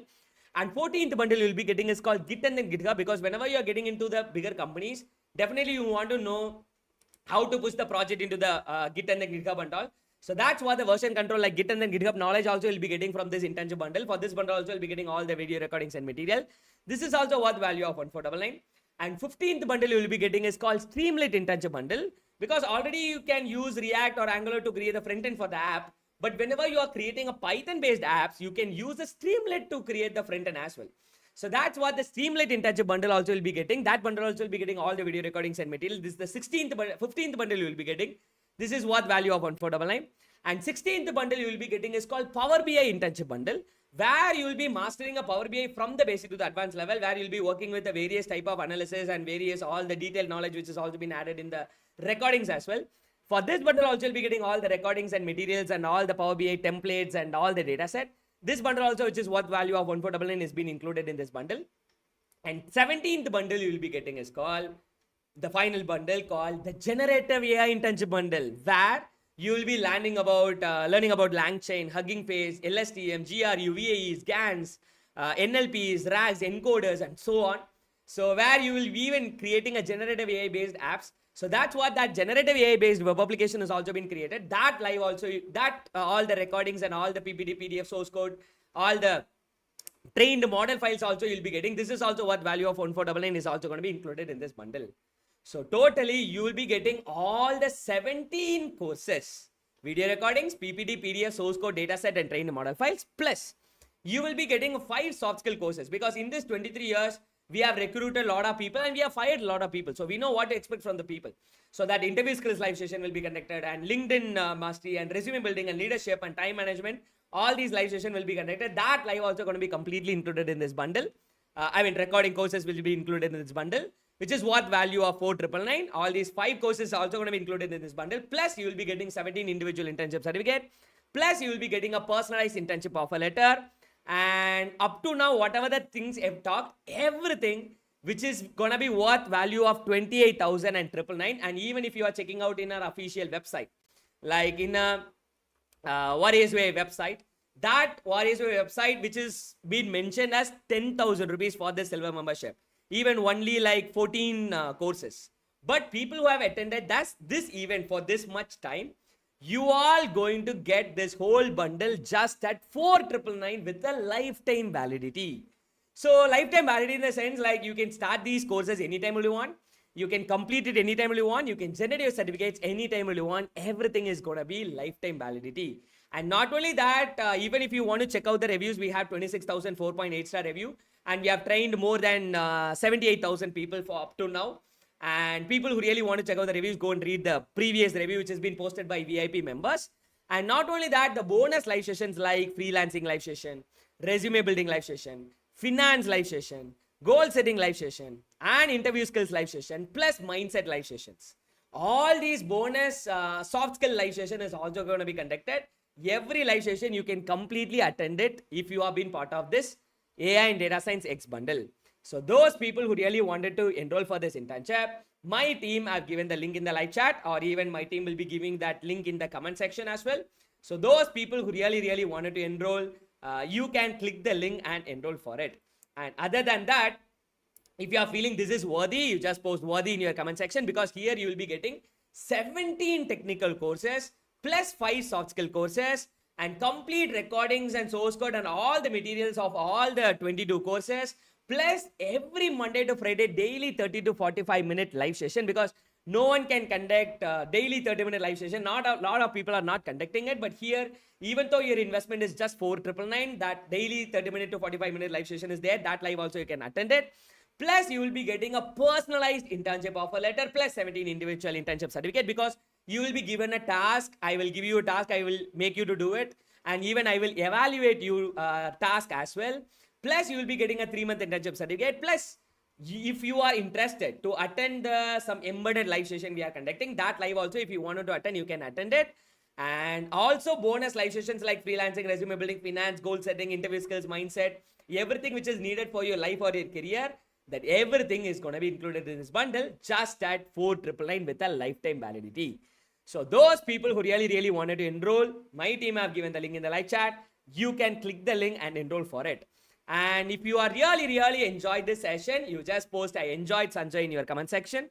And if you guys have any questions regarding this session or something, All people, once this live has been ended, when you are practicing it, if you are facing any error or something, you can engage in the comment section. I will come there in the comment section. I will give you a reply, because since it is a YouTube broadcasted live, we can't able to lively interact it like a Zoom, because it's going to be having a little bit delay or something. So that's why I will be answering you when you are engaging in the comment section. Other than that, if you really enjoyed this session, just post I enjoyed Sanjay in your comment section. Okay, live session, when it will happen? It is keep on happening. Soft skill live session will be conducted very soon. You will be intimated in the community. Guys, another very important thing. Those people who are all enrolled for this AI and Data Science X bundle, you will be added to the private VIP community, and where you can collaborate with the fellow members, and where you can do the task, and where you can start attending the VIP live session from every Monday to Friday. Okay, every Monday to Friday, there will be some live session to 30 to 45 minutes. So where it is going to give a very good impact on your journey after you are crossing 3 to 5 months. So that's why all the people who have really been part of our AI and Data Science X bundle, great congratulations. And whenever you are enrolling, you will be getting an internship offer letter on the next day itself. And after enrolling, you will get an email. In that email, we have clearly explained you like how to log into the course, how to access the course, how to join the community, how to attend the bonus live session, how to download your internship certificate, how to download your internship offer letter. Everything we have clearly explained in that email. So you can follow that email step by step, and you can complete your courses, and you can engage with me. And if you are a VIP member, from tomorrow you have a live. As I've already told you, every Monday to Friday you have a live. So that live, you can ask your questions, and where you learn some new things, because the courses is different, which whenever you are comfortable, you can watch those videos. That is all okay. But whenever you are talking about that live session where you can interact with me, I will be clearing your doubts. I will be available on every Monday to Friday for 30 to 45 minutes, and will be some learning some new concepts as well. So thank you. First of all, thank you for making this day to be wonderful, because we have conducted this live event for more than 3 hours. Now, correctly, we have reached around 10 o'clock. We have conducted this live event for 3 hours live. I hope I have added a very good value. And please like this video, and you can just share with all your friends, because those people who really wanted to learn the web development as well as the AI part and all, you can just share it with the Facebook, or you can put it in the LinkedIn, or you can share it in the Telegram community or WhatsApp community you are in part of. And even you can have a brothers and sister, you can share it. So first of all, thank you so much for attending this live event for more than 3 hours, because a lot of people might given up in between, but a lot of people have attended this video, and a lot of people have stayed till this point until this 3 hours. It feels very happy and awesome. I love this community a lot. So thank you for all the lovely comments. Moma, Magesh, Kishore, Clifford, all the people who have given the comment. Thank you once again for all the things, guys. Okay, I hope you really enjoyed. So thank you so much once again. And it's me, Sanjay, signing off. Until then, bye. We'll see you inside the next another community live sessions.